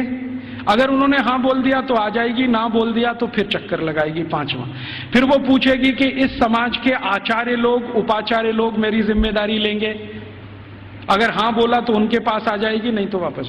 और आखिरी चक्कर सातवां जब लगाएगी तो वो पूछेगी कि क्या पुरोहित हम समझते हैं पूजा पाठ करें, क्या पुरोहित मेरी जिम्मेदारी लेंगे? अगर पुरोहितों ने हां बोला तो उनके पास आएगी, नहीं तो चक्कर लगा के गांव छोड़ के चली जाएगी और गांव कहेगा कि वो सती हो गई। ये है सती होना। और इसको बिगाड़ दिया। अंग्रेजों ने क्या कहा कि उसको जबरदस्ती चिता में धकेल देंगे और ये कर देंगे। फिर वो जाति कहां है, उसके पीछे पीछे मैं गया तो उस गांव का कोई मंदिर होगा, वहां जाएगी और अपना बाकी जीवन उसी मंदिर में बिताएगी। वो ये कहती है कि जब कोई जिम्मेदारी नहीं लेगा तो अब भगवान मेरे लिए जिम्मेदारी लेंगे, तो मंदिर में जाके पूजा करेगी, पाठ करेगी, अपना जीवन उसी से चलेगा उसका। और जैसे ही वो मंदिर में जाके पाठ पूजा करने लगेगी तो समाज की आदरणीय हो जाएगी और सब उसको साष्टांग दंडवत प्रणाम करेंगे। फिर हम गोंड लोग कहेंगे कि ये हमारी सती है। हम उसको एक्सप्लेनेशन क्या देंगे? वो पति के साथ जिंदा जला दी गई, वो सती है। सती होना कोई ऊंचा कर्म रहा है इस देश में, हम उसको समझ नहीं पाए। अंग्रेजों ने जो डिस्क्रिप्शन दे दिया उसी को अंतिम मान के हमने अपना मान लिया कि ऐसा ही कुछ होता होगा। ये होता है, और ये सिर्फ गोंडों में ही नहीं होता, भीलों में भी होता है। गोंड हैं, भील हैं, जितने तरह की जनजातियां हैं, ज्यादातर में ये होता है। तो मैकॉले कह रहा है कि भारत में तो स्त्रियों का स्थान बहुत ऊंचा है, परिवार में ऊंचा है, समाज में ऊंचा है, भाषा उनके यहां से निकली है, फंक्शनल नॉलेज उन्होंने समाज को दिया है, इसलिए इनके लिए तो सब कुछ विशेष होता है। इसलिए गुरुकुलों में आचार्य स्तर पर बहुत स्त्रियां हैं, ये हैरानी की बात नहीं है। वो कहता हमारे समाज में उल्टी स्थिति है, स्त्रियों का स्थान सबसे नीचे है, इसलिए हमारे यहां हर काम में वो सबसे पीछे है। तो इस तरह की कुछ बातें हैं जो मैकॉले के डॉक्यूमेंट्स बताते हैं, और विलियम एडम ने इससे भी ज्यादा कुछ खोज की है और उसके डॉक्यूमेंट्स इससे भी आगे की कई बातें बताते हैं कि भारत के ये जो गुरुकुल हैं, इन गुरुकुलों का योगदान क्या है समाज में। तो विलियम एडम ने एक गुरुकुल की कहानी लिखी है अपने दस्तावेजों में। आंध्र प्रदेश में कावेरी नदी के पास विशाखापट्टनम से थोड़ा दूर एक गुरुकुल है, उसका नाम गांव का मैं भूल रहा हूं। तो वो गुरुकुल है, उसने क्या योगदान दिया है? तो वो कहता है विलियम एडम कि ये जो गुरुकुल है ये बहुत पुराना है और उसके दस्तावेज पुराने हैं। 12वीं शताब्दी का वो गुरुकुल है, और वो गुरुकुल है सिविल इंजीनियरिंग का, कंस्ट्रक्शन में सिविल इंजीनियरिंग का। तो कहता है इसका योगदान क्या है? तो विलियम एडम कहता है कि इस गुरुकुल के विद्यार्थी और आचार्यों ने मिलकर कावेरी नदी पर एक डैम बनाया है, बांध बनाया है, जो दुनिया का सबसे पहला बांध है। मुझे नहीं मालूम था विलियम एडम के डॉक्यूमेंट्स पढ़ने के पहले कि दुनिया का सबसे पहला बांध भारत में बना है। फिर जैसा उसने डिस्क्रिप्शन दिया है उसको खोजते खोजते मैं पहुंच गया एक दिन, और अपनी आंखों से देख के आया कि वो डैम अभी तक जीवित है। उस डैम पर तेलुगु भाषा में एक पत्थर लगा हुआ है जिस पर तारीख है सन 1238 में वो बना है। आज से लगभग 800-825 साल पुराना है। और वो डैम की विशेषता क्या है? पत्थर और चूने से बना है। और आप जानते हैं दक्षिण भारत में सबसे ज्यादा प्रवाह वाली नदी है कावेरी। कावेरी जो है ना पेरेनियल रिवर है, साल के 12 महीने पानी रहता है उसमें, और पानी का फ्लो सबसे तेज है और पानी का दबाव भी उसका सबसे तेज है। तो कावेरी नदी पर जहां सबसे तेज गति से पानी बहता है उस नदी पर बांध बना दिया। बांध की लंबाई कितनी है और उसकी चौड़ाई कितनी है? लगभग 1 किलोमीटर, 1.5 किलोमीटर के आसपास उसकी लंबाई है। 1.5 किलोमीटर लंबा बांध है। और बांध बनाया कैसा है? ऐसा है जैसे जेड होता है ना, जेड ऐसे फिर ऐसे फिर ऐसे फिर ऐसे फिर ऐसे जेड शेप में पूरा बांध है। तो वो वर्णन कर रहा है विलियम एडम कि ये गुरुकुल के विद्यार्थी और आचार्यों ने बनाया है। इसकी विशेषता क्या है? तो विशेषता ये है कि ये जेड शेप में है। जेड शेप में क्यों बनाया? स्ट्रेट लाइन में क्यों नहीं बना दिया? एक रेखीय रेखा में क्यों नहीं बना दिया? तो कहता है इसका जवाब मुझे नहीं मालूम क्यों बनाया। बहुत दिन मैं भी सोचता रहा कि ऐसा क्यों है। अब मेरे समझ में आया थोड़े दिन पहले कि ये जब सीधी रेखा में आप कोई दीवार बनाए और पानी बहुत तेज गति से आए तो दबाव इतना ज्यादा है कि बहुत जल्दी वो टूट जाएगा। लेकिन अगर आप उसी सीधी रेखा की दीवार को ऐसे ऐसे कर दो तो पानी का प्रेशर डाइवर्ट हो जाएगा और वो डैम कभी भी नहीं टूटेगा। अब समझ में आया कि वो 825 साल से कैसे जिंदा है। तो वो बोल रहा है कि ये एक गुरुकुल ने बनाया हुआ है, और वो गुरुकुल विशाखापट्टनम के नजदीक कभी चला करता था। मैं जब गया इसको देखने के बाद हैदराबाद लौटा तो उनकी जो आर्काइव्स है उसमें गया, तो आर्काइव्स में उसके डॉक्यूमेंट्स मुझे मिल गए और गजट में भी इसके बारे में वर्णन है। तो वो कह रहा है विलियम एडम कि भारत के गुरुकुल में पढ़ने वाले विद्यार्थी और उनको पढ़ाने वाले आचार्य कितने समाज के काम करते हैं, उसका ये नमूना है। राजा डैम नहीं बनाते, विद्यार्थी और उनके अध्यापक मिलकर डैम बना देते हैं। और विलियम एडम लिख रहा है कि भारत में ऐसे हजारों तालाब गांव-गांव में विद्यार्थियों ने और उनके अध्यापकों ने बना दिए। ऐसी हजारों गौशालाएं गांव-गांव में विद्यार्थियों ने और अध्यापकों ने बना दी। ऐसी हजारों समाज उपयोगी चीजें जैसे धर्मशालाएं, कुएं, पानी की रहट, ये सब विद्यार्थियों ने अध्यापकों के साथ मिलकर बना दिए। तो विलियम एडम कह रहा है कि भारत के गुरुकुल सिर्फ शिक्षा का केंद्र या विद्या का केंद्र ही नहीं है, ये गुरुकुल अपने विद्यार्थी और अध्यापकों के साथ मिलकर समाज के इतने बड़े काम कर रहे हैं जो वर्षों वर्षों तक भारत के लोगों के उपयोग में आने वाले हैं। तो इस तरह की थी हमारी शिक्षा व्यवस्था। अब क्या हुआ, इस शिक्षा व्यवस्था को जब मैकॉले ने पूरे ठीक से डिस्क्राइब किया लंदन में, तो लंदन में ब्रिटिश पार्लियामेंट के सभी सांसदों ने कहा कि अगर ऐसी शिक्षा व्यवस्था भारत में है तो भारत तो बहुत समृद्धशाली है, पैसे वाला है, ये हमें समझ में आता है। कई गुरुकुलों का उसने वर्णन किया है जो कृषि विज्ञान सिखाते हैं, कृषि शास्त्र सिखाते हैं। तमिलनाडु के कई गुरुकुलों का जिक्र है जिसमें कृषि विज्ञान ऐसा सिखाया जाता है जहां 1 एकड़ में 56 क्विंटल चावल पैदा होता है, उसकी विद्या वो सीखते हैं वहां पर। आज भारत में जितने भी एग्रीकल्चरल यूनिवर्सिटीज है ना, वो 1 एकड़ में 30 क्विंटल से ज्यादा धान कभी पैदा करके दे नहीं पाए, लेकिन 1835 में विलियम एडम कह रहा है कि 1 एकड़ में 56 क्विंटल धान पैदा करना तो सामान्य बात है। और ऐसी शिक्षा देने वाले, विद्या देने वाले सैकड़ों गुरुकुल भारत में। तो कुछ कृषि सिखाते हैं, कुछ मेटलर्जी सिखाते हैं, कुछ कंस्ट्रक्शन इंजीनियरिंग में सिखाते हैं, कुछ और कुछ सिखाते होंगे। ऐसे 18-20 विषयों के सारे ये गुरुकुल हैं। तो वो कह रहा है कि भारत सुखी है, समृद्धशाली है, वो इन गुरुकुलों के कारण। तो वो कह रहा है कि अब भारत को अगर गुलाम बनाना है तो इस शिक्षा व्यवस्था को जब तक हम तोड़ेंगे नहीं तब तक भारत गुलाम बनता नहीं। तो फिर उसको पूछ रहा है इंग्लैंड का राजा कि अब आपके पास क्या योजना है। तो कह रहा है कि मेरे पास एक योजना है कि हमारी जो सरकार भारत में चल रही है उसको आदेश दिया जाए कि भारत के ये जो गुरुकुल हैं, इंडिजिनस एजुकेशन सिस्टम वो कहते हैं इसको, भारत का स्थानीय शिक्षा तंत्र। तो कह रहे हैं जो इंडियन एजुकेशन सिस्टम है या इंडिजिनस एजुकेशन सिस्टम है, इसको कानून बनाकर हम गैर कानूनी घोषित कर देंगे, इल्लीगल, कि ये सब कुछ अवैधानिक है, गैर कानूनी। उसके लिए कानून बना देंगे लंदन में, यहां से वो चला जाएगा भारत में, उसको लागू करा देंगे। थोड़े दिन में ये सब गुरुकुल बंद हो जाएंगे, क्योंकि हमारे पास जब कानून आ जाएगा तो कानून के डंडे से हम इनको बंद करा देंगे कि ये इल्लीगल है, बंद करो। नहीं बंद करेंगे तो दंड देंगे उनको। थोड़े दिन में दंड देते देते अपने आप बंद हो जाएंगे। तब अंग्रेजों की संसद ने एक कानून बनाया जिसका नाम है इंडियन एजुकेशन एक्ट, और वो पारित हुआ, बाद में भारत की संसद में पारित हुआ और उसको लागू किया गया। तो उसमें तय ये किया गया कि जितने भी गुरुकुलों में संस्कृत माध्यम से विद्या सिखाई जाती है वो सब गैर कानूनी। फिर कहा गया कि जितने भी गुरुकुलों में स्थानीय भाषाओं की मदद से, जैसे तेलुगु, तमिल, कन्नड़, मलयालम, मराठी, गुजराती, इनके माध्यम से विद्या दी जाती है, वो भी गैर कानूनी। तो कानूनी क्या? कानूनी वो जहां अंग्रेजी के माध्यम से शिक्षा दी जाती है, वो कानूनी। तो मैकॉले ने क्या किया, ये कानून लागू करा के फिर भारत के गुरुकुलों पर डंडा चलाया, बुलडोजर चलवाए, एक एक करके उनका नाश किया।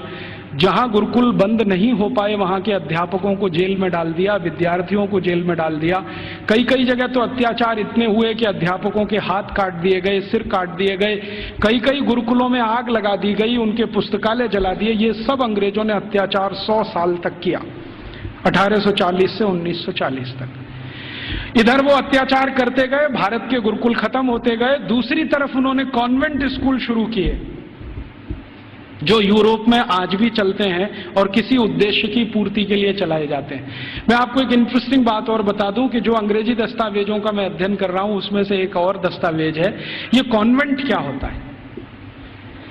यूरोप में एक बहुत खराब परंपरा है जो अभी 1950 तक चलती रही।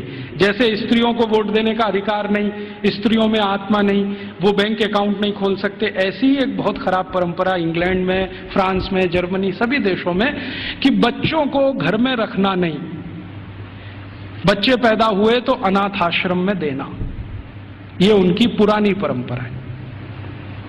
और कई लोगों ने तो क्या किया है कि बच्चों को पैदा होते ही घर के बाहर टोकरी में रख दिया कि अनाथ आश्रम का कोई आएगा उठा ले जाएगा, लेकिन कई बार कुत्ते उठा ले जाते हैं उसको, भेड़िए उठा ले जाते हैं। यूरोप का जो आधुनिक फिलोसोफर्स में एक माना जाता है ना, रूसो, उसके 5 बच्चे पैदा हुए, 4 को उसने ऐसे ही छोड़ दिया घर के बाहर टोकरी में रख के, 2 को कुत्ते खा गए, 2 को अनाथ आश्रम वाले ले गए। यूरोप में ये बहुत पुरानी परंपरा है बच्चों को लावारिस छोड़ना। क्यों छोड़ना? तो प्लेटो कहता है कि स्त्री और पुरुष के आनंद के क्षणों में बच्चे बाधा हैं, इसलिए मत रखो घर में। ये प्लेटो की शिक्षा है। वो कहता है कि अच्छे नहीं है बच्चे घर में रखना। और वो ये कहता है कि जीवन का चरम तो आनंद ही है, और वो भी शरीर का आनंद है। वो कहता है जीवन तो इसी के लिए मिला है कि हम शारीरिक आनंद की प्राप्ति करें, और बच्चे इसमें बाधा हैं, तो बच्चों को रखना नहीं घर में, तो छोड़ देना। तो वहां बच्चे छोड़ने की परंपरा है। अब बच्चे छोड़े जाते हैं तो राजा उनकी व्यवस्था करे छोड़े हुए बच्चों की। तो राजा कुछ संस्थाएं खड़ी करता है, उन संस्थाओं को कॉन्वेंट कहते हैं। कॉन्वेंट माने लावारिस बच्चों को पालने वाली संस्थाएं, अनाथ बच्चों को पालने वाली संस्थाएं। कॉन्वेंट माने अनाथ बच्चों के स्कूल, लावारिस बच्चों के स्कूल। तो यूरोप में ये कॉन्वेंट चलते हैं। तो ये मैकॉले कह रहा है कि भारत में भी यही चलाएंगे हम। तो कोई सांसद उससे पूछ रहा है कि भारत में कोई अनाथ होता है? उसने कहा होता तो नहीं है, लेकिन हम बनाएंगे। होता तो कोई नहीं है, क्योंकि भारत में किसी बच्चे के माता पिता भी मर जाएं तो उसके चाचा चाची हैं, ताऊ ताई है, मामा मामी है, मौसा मौसी है, बुआ फूफा, कोई तो लेगा उसको। यूरोप में तो है माता पिता, तो भी छोड़ देंगे। तो यूरोप में ये जो लावारिस बच्चे हैं, इनको पालने के लिए कॉन्वेंट खड़े किए जाते हैं। कॉन्वेंट को चलाने वाले ज्यादातर क्रिश्चियन इंस्टीट्यूट होते हैं या चर्च होता है। राजा चर्च को दान देता है और उस पैसे से ये सब चलते हैं। तो सबसे पहला कॉन्वेंट इस मैकॉले ने भारत में खुलवाया, कलकत्ता में। और उस कॉन्वेंट में कोई पढ़ने नहीं आता था, तो इसने दूसरा कानून बनवाया कि जो भारतवासी ईस्ट इंडिया कंपनी और अंग्रेज सरकार की नौकरी करेंगे और कलकत्ता में रहेंगे, उनको अपने बच्चे यहां भेजना आवश्यक है, नहीं तो नौकरी जाएगी। तो जबरदस्ती भारतवासी जो उनके यहाँ काम करते थे, उन्होंने अपने बच्चे भेजना शुरू किया। फिर धीरे धीरे एक कॉन्वेंट से 2 हुआ, 2 से 3 हुए, 3 से 10, 10 से 20, 50, 100, अब हजारों हो गए। अब भारत में ऐसा कोई गांव नहीं जहां कॉन्वेंट नहीं। तो मैकॉले ने एक विष बीज डाल दिया जो अभी वट वृक्ष बन के फैल गया। अब तो ऐसे ऐसे कॉन्वेंट स्कूल हैं इस देश में, बजरंगबली कॉन्वेंट स्कूल। आपको देखना हो तो मैं दिखा सकता हूं आपको। बंबई में है, ग्रांट रोड के पास है, रेलवे स्टेशन से बिल्कुल सटा हुआ, बजरंगबली कॉन्वेंट स्कूल। हाँ, और एक कॉन्वेंट स्कूल है संतोषी माता कॉन्वेंट स्कूल, एक है सरस्वती देवी कॉन्वेंट स्कूल, एक महावीर स्वामी कॉन्वेंट स्कूल खुला है अभी बेंगलोर में, जबरदस्त। अब इनको पूछो चलाने वालों को कि बजरंगबली का कॉन्वेंट से क्या रिश्ता है, या सरस्वती देवी कब कॉन्वेंट स्कूल में पढ़ने गई थी। मूर्खों के मूर्ख इस देश में पैदा हो गए, ना तो अंग्रेज हैं ना तो हिंदुस्तानी है, खिचड़ी बन के इस समाज में पड़े हुए। ना उसमें से आप चावल निकाल सकते हैं, ना मूंग की दाल का दाना निकाल सकते। ये खिचड़ी लोगों ने देश का सत्यानाश कर दिया। ये सब मैकॉले की संतान है। मैकॉले तो छोड़ गया कुछ। जब अंग्रेज गए थे ना, तो रिकॉर्ड्स बताते हैं कि 350 कॉन्वेंट स्कूल थे 15 अगस्त 1947 तक। अब शायद वो 30-35 हजार हो गए हों, तो कोई आश्चर्य की बात नहीं। अब यूरोप में जो कॉन्वेंट स्कूल हैं, वैसी ही शिक्षण यहां हो रहा है। यूरोप में क्या होता है ना, मैंने आपसे कहा कॉन्वेंट माने लावारिस बच्चों के स्कूल। तो वहां जो बच्चे पढ़ने आते हैं, उनको सिखाया जाता है कि देखो ये जो अध्यापक है वो अध्यापक नहीं है, ये फादर है, ये मदर है, क्योंकि असली का पता नहीं।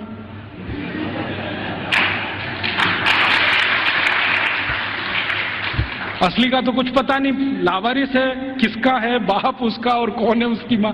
तो स्कूल में जो पढ़ाने वाले होते हैं ना टीचर, तो पुरुष है तो फादर, माने ओल्ड एज है तो फादर, और यंग एज है तो ब्रदर, और ओल्ड लेडी है कोई तो मदर, और यंग लेडी है तो सिस्टर। तो कॉन्वेंट में उनको बुलवाते हैं, ये फादर है, ये मदर है, ये ब्रदर है, ये सिस्टर है, क्योंकि असली नहीं है। अब हमने भारतवासियों ने बिना सोचे नकल कर लिया उसका।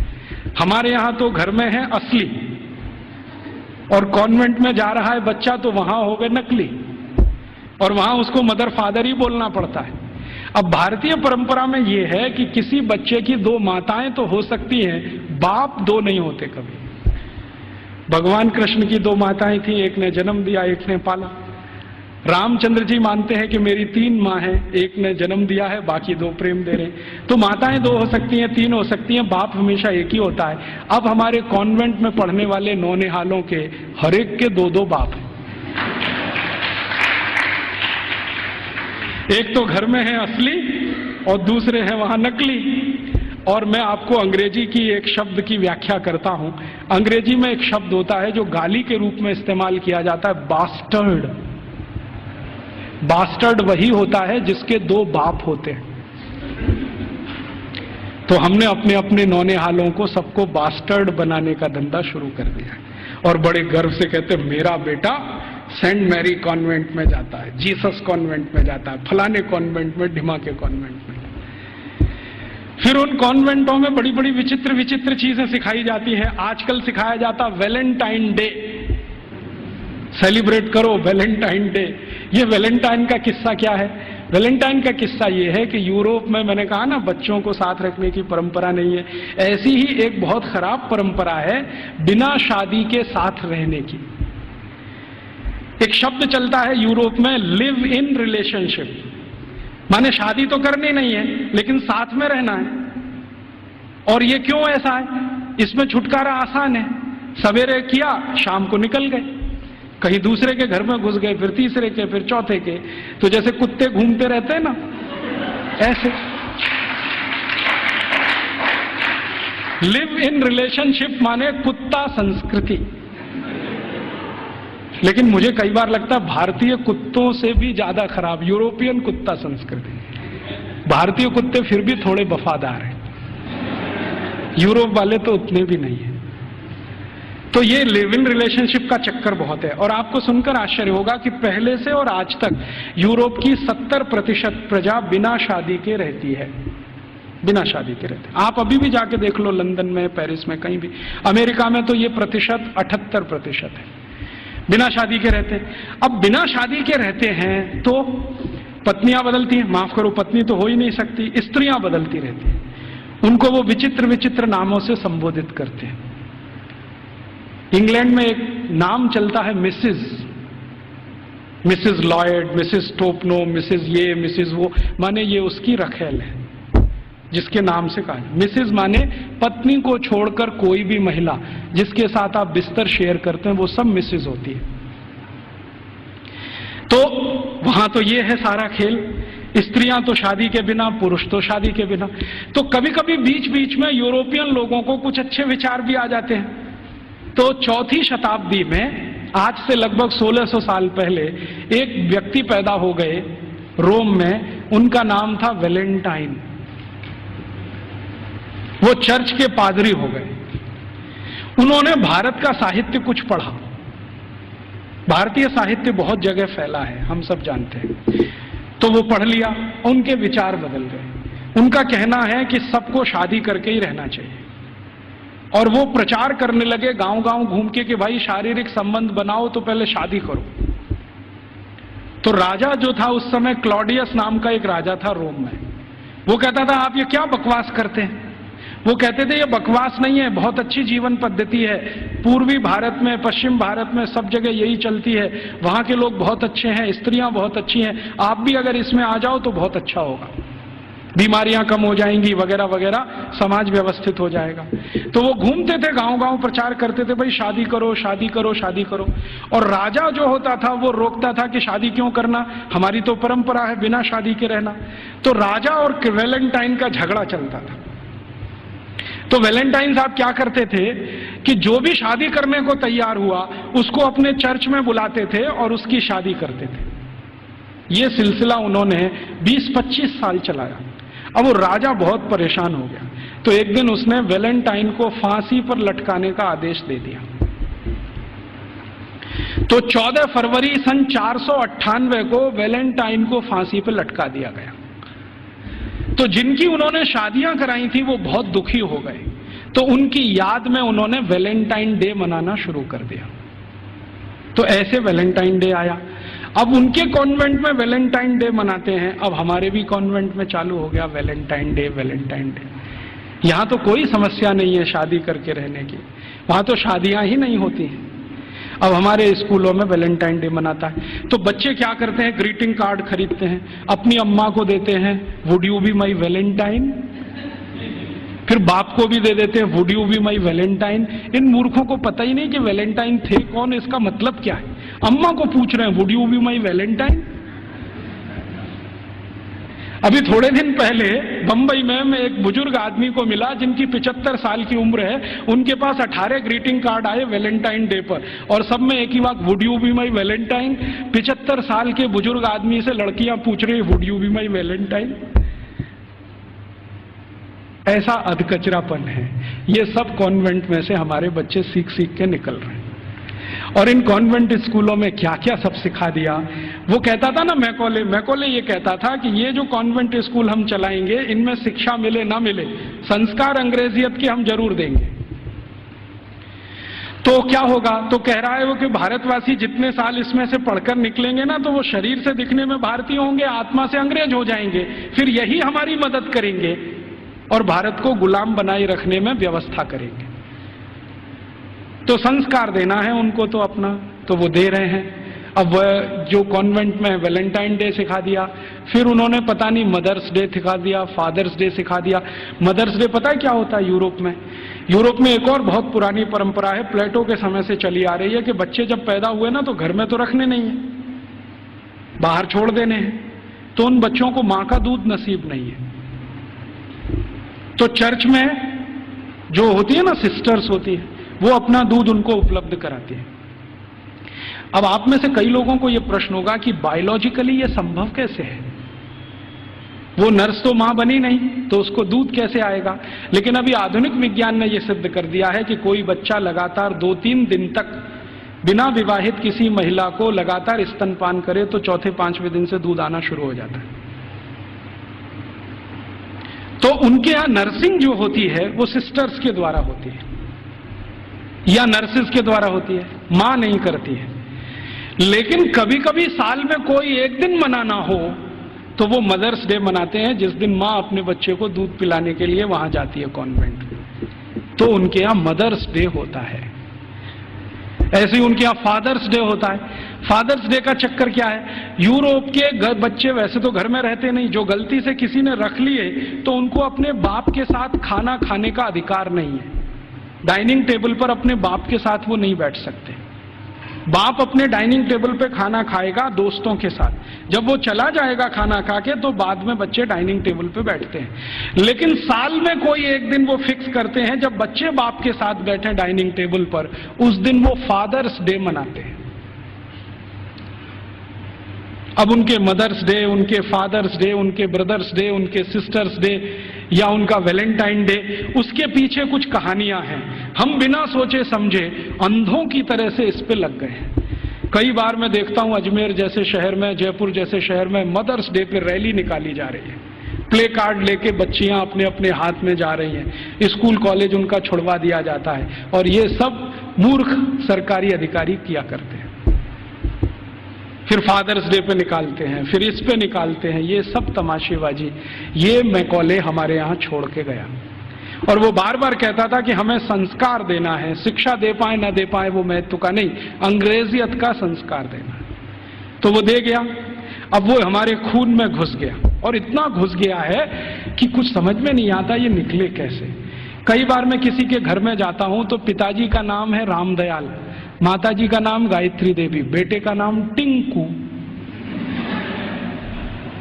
अब मैं पूछता हूं कि ये रामदयाल और गायत्री देवी का टिंकू कहां से आ गया? या रामदयाल और गायत्री देवी की बेटी का नाम डिम्पल, ट्विंकल, बबली, डबली। क्या है बबली का मतलब, क्या है डबली का मतलब? इस तरह के नाम हमने रखे हुए। घुस गई अंग्रेजियत हमारे घर में। हम सब मातृभाषा में और रोज घर में बोलते हो Rajiv Dixit, she is my Mrs. तो मैं पूछता हूं really she is your Mrs? क्योंकि यूरोप में मिसेज का माने धर्म पत्नी को छोड़कर कोई भी महिला, और उनकी धर्म पत्नी कहती हो Rajiv Dixit, he is my mister. तो मैं पूछता हूं रियली? क्योंकि यूरोप में मिस्टर का माने पति को छोड़कर कोई भी पुरुष, और मिस तो बहुत ही खराब है। मिस है फ्रेंच शब्द है। मिस का माने एक ऐसी महिला जो जिंदगी भर वैश्यावृत्ति करे, शादी ना कर सके, वो मिस है। हम बड़े गर्व से लिखते हैं मिस फलाना, मिस ढिमाका, मिस ये, मिस, बिना सोचे समझे। और सबसे खतरनाक शब्द यूरोप में है अंकल। सबसे खतरनाक है, क्योंकि जिसके बारे में आपको कुछ बताना ही नहीं हो उसको अंकल बोल दो, जिसके बारे में नहीं बताना हो उसको आंटी बोल दो। हमारे यहां अंकल आंटी कैसे हो सकते हैं? या तो चाचा होंगे, या तो काका होंगे, या तो मामा होंगे, या तो मौसा होंगे, या तो ताऊ होंगे। सब कुछ हमारे यहां निश्चित है। अंकल तो बहुत ही अनिश्चित शब्द है, आंटी तो और भी। मैं को ले छोड़ गया तो हमने अपने बच्चों से मम्मी बोल, डैडी बोल, ये बुलवाना शुरू कर दिया। मम्मी का मतलब है मरा हुआ, और डैडी मरे हुए जैसा। और बड़े शौक से बुलवाते मम्मी बोल, डैडी बोल। अब यूरोप में जो भूषा थी ना, वो हमारे कॉन्वेंट में घुस गई। यूरोप में क्या टाई लगाना है, सूट पहनना, क्योंकि ठंड बहुत है। हमने यहाँ 50 डिग्री टेम्परेचर वाले अजमेर में भी टाई लगवा दिया सबको। इतनी भयंकर गर्मी है, अंदर से पसीना पसीना हो रहा है। और कभी कभी तो रोज मैं ये दृश्य देखता हूं, एक दूल्हे राजा जून की गर्मी में शादी करने जा रहे हैं, 3 पीस सूट और टाई लगा के घोड़े पे चढ़ के बैठे हुए हैं। उनको पूछो भाई तुमको सुपर इडियट बनने का यही दिन मिला है? कहता राजीव भाई एक दिन तो कर लेने दो, तो तुमको यही दिन मिला है अपनी शादी का? ऐसे हमारी भाषा बदल दिया, भूषा बदल गया, भोजन बदल गया। कॉन्वेंट स्कूलों से बच्चे सीख रहे हैं पिज्जा खाओ, बर्गर खाओ, हॉट डॉग खाओ, कोल्ड डॉग खाओ, चाउमीन खाओ, नूडल्स खाओ। तो उनका भोजन, उनकी भाषा, उनकी भूषा, उनका भजन, रॉक म्यूजिक, पॉप म्यूजिक, सब कुछ घुस गया। अब ये कर दिया सब बंटा था। अब ना तो हम भारतीय रह पाए, ना अंग्रेज बन पाए। अगर कोई सभ्यता खिचड़ी बन जाए, उसका भविष्य बहुत खराब होता है। मुझे कई बार ऐसा लगता है कि या तो हम भारतवासी पूरी ताकत लगा के अपने को अंग्रेज बना लें, नहीं तो पूरी ईमानदारी से भारतीय हो जाएं। ये अधकचरे ना रहें पीछे, क्योंकि इस अधकचरेपन ने हमारी जनरेशन्स को, पीढ़ियों को खत्म कर दिया। तो इस अंग्रेजियत के शिक्षा तंत्र ने जो यूरोप से आया, क्या किया है आज हमारे देश में। एक दो और उदाहरण देता हूं। कॉन्वेंट स्कूलों में किताबें पढ़ाई जाती हैं जिनमें बिल्कुल स्पष्ट बच्चों को सुनाया जा रहा है, पढ़ाया जा रहा है कि भगत सिंह तो आतंकवादी, ऊधम सिंह तो आतंकवादी, चंद्रशेखर तो आतंकवादी, और महाराजा रणजीत सिंह तो लुटेरे। आप जानते हैं सिख समाज के बहुत प्रतिष्ठित धर्मगुरु महाराजा रणजीत सिंह, जिन्होंने न सिर्फ अंग्रेजों से लोहा लिया बल्कि मुसलमानों से भी इस देश को बचाया, उनको लुटेरा। हमारे भारत में एक जाति है जिसको जाट कहते हैं। जाटों के बारे में अंग्रेज ये कहा करते थे कि इनकी ताकत बहुत है, इसलिए उन्होंने जाट रेजिमेंट बनाया। आपको मालूम है जाट रेजिमेंट? ऐसे ही जाटों के पैरेलल महाराष्ट्र में है मराठा, वो भी एक तरह से जाट ही हैं। तो मराठा रेजिमेंट बनाया, जाट रेजिमेंट बनाया, क्योंकि इनमें ताकत बहुत है। इनका जो डीएनए है ना, बहुत स्पेशल किस्म का है। लड़ना, लड़ाना, मारना, मरना, उनको इसमें मजा आता है। कभी भी अपनी जान की परवाह नहीं करेंगे। हाँ, किसी के लिए भी जान दे देंगे, ऐसे लोग। तो जाटों को अंग्रेजों ने लिख मारा और कॉन्वेंट स्कूलों में पढ़ाया जा रहा है अंग्रेजों के जर खरीद गुलाम। अब ये बच्चे बार बार पढ़ रहे हैं, रोज रोज पढ़ रहे हैं, रोज रोज पढ़ रहे हैं, रोज रोज पढ़ रहे हैं, तो थोड़े दिन में मान ही लेंगे कि हाँ, भगत सिंह तो आतंकवादी था, ऊधम सिंह भी आतंकवादी था। क्योंकि एक झूठ को आप बार बार कहो, बार बार कहो, बार बार कहो, तो 10-20 साल में सत्य तो हो ही जाएगा। एक कॉन्वेंट स्कूल की हिस्ट्री की किताब में मैं पढ़ के आया, और वो किताब मैंने संभाल के रखी हुई है। झांसी की रानी लक्ष्मीबाई ने भारत की आजादी के लिए कुछ नहीं किया, और उसका जीवन चरित्र लिखा गया है कि वो एक अंग्रेज अधिकारी जॉन लेक के प्रेम और मोहब्बत में ही फंसी रही जिंदगी भर। झांसी की रानी लक्ष्मीबाई के बारे में ऐसी सब चीजें पढ़ाई जा रही हैं। और धीरे धीरे हुआ क्या है, इन कॉन्वेंट स्कूलों के बनाए हुए सिलेबस को भारत सरकार ने सारे देश का सिलेबस बना दिया है, पूरे देश का। अब संसद में भले ही कितना हंगामा हो, लेकिन सरकार कहती है जी सत्य तो यही है, क्योंकि अंग्रेजों ने लिखा है। और हमारे प्रधानमंत्री भी कहते हैं सच्चे सत्यवादी तो अंग्रेज ही थे जो हमको ये सब सिखा के गए। ये स्थिति हमारे देश की है। तो ऐसी गंभीर स्थिति में हम सबको सोचना है, आज शिक्षक दिवस है, तो हम सब सोचें कि इस शिक्षा का क्या करें जो यूरोप से आई है और हमारे देश में जड़ जमा के बैठ गई है। मुझे बहुत कष्ट होता है आपको ये बताते हुए कि भारत में जो कॉन्वेंट स्कूल चल रहे हैं, आप जानते हैं इनके पास सबसे ज्यादा भूमि है भारत देश की। मैंने संसद में एक प्रश्न करवाया था, आप यहां बैठे हैं, मेरे एक दोस्त हैं अखिलेश कुमार करके गोरखपुर से, और नहीं सॉरी उसके पास के क्षेत्र से सांसद हैं। मैंने कहा जरा ये पूछ तो लो कि भारत में सरकार के बाद किसके पास सबसे ज्यादा जमीन है। तो उत्तर आया कि सरकार के बाद सबसे ज्यादा जमीन चर्च और उनके कॉन्वेंट स्कूलों के पास ही है। रेलवे से भी ज्यादा जमीन इनके पास है, और हजारों हेक्टेयर जमीन 1-1 रुपए के लीज पर दी गई है। हजारों हेक्टेयर, 1 रुपए का लीज, 2 रुपए का लीज, माने साल में वो 1 ही रुपया देते हैं, हजारों एकड़ जमीन भारत की इस्तेमाल कर रहे हैं और उनकी मिल्कियत है। 1820 से अंग्रेजों की सरकार ने ये जमीन देना शुरू किया, 2006 तक ये आबाद गति से चालू है। हमारी ही जमीन है, हमारा ही पानी है, हमारे ही संसाधन है।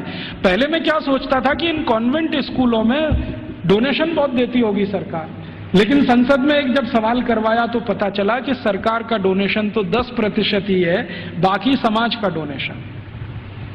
अकेले मैं मुंबई का आंकड़ा आपको दे रहा हूं, बंबई में जितने कॉन्वेंट स्कूल चलते हैं उसमें 92% हिंदू समाज के लड़के लड़कियां पढ़ते हैं, 92%। 2.5% क्रिश्चियन समाज के हैं और बकाया में मुसलमान हैं। ये है स्थिति। तो 92% विद्यार्थी हिंदू समाज के जो पढ़ते हैं बंबई में कॉन्वेंट स्कूलों में, वो सब विद्यार्थी के माँ बाप 1 साल की फीस के रूप में 18,000 करोड़ रुपए देते हैं। आप सोचते हैं ये रकम कितनी बड़ी है? राजस्थान सरकार के बजट का लगभग आधा बंबई, सिर्फ बंबई के कॉन्वेंट, फिर कलकत्ता के कॉन्वेंट, मद्रास के कॉन्वेंट, हैदराबाद के कॉन्वेंट, दिल्ली के, इन सबको मैंने जोड़ना शुरू किया। फिर बी क्लास सिटीज के कॉन्वेंट जैसे अजमेर है, जयपुर है, ऐसे शहर, फिर सी क्लास। कुल कॉन्वेंट स्कूलों में साल का भारतीय समाज के द्वारा 1 लाख करोड़ रुपए से ज्यादा का डोनेशन और फीस दी जा रही है। हमसे पैसा ले रहे हैं और हमारे ही बच्चों का दिमाग घुमा रहे हैं, और ऐसे ऐसे दिमाग घुमाए जाते हैं। एक कॉन्वेंट स्कूल के खिलाफ मैंने मुकदमा दाखिल किया हुआ है गुजरात हाई कोर्ट में। मामला क्या था, छोटे छोटे बच्चे वहां पढ़ने को आते हैं, तो उन बच्चों को लेने के लिए बस जाती है, तो ड्राइवर को कहा जाता है कि जानबूझ के बस बंद कर देना। तो कभी भी वो ड्राइवर बस बंद कर देता है। फिर बच्चों को कहता है देखो बस खराब हो गई, तुम्हारे भगवान का नाम लो।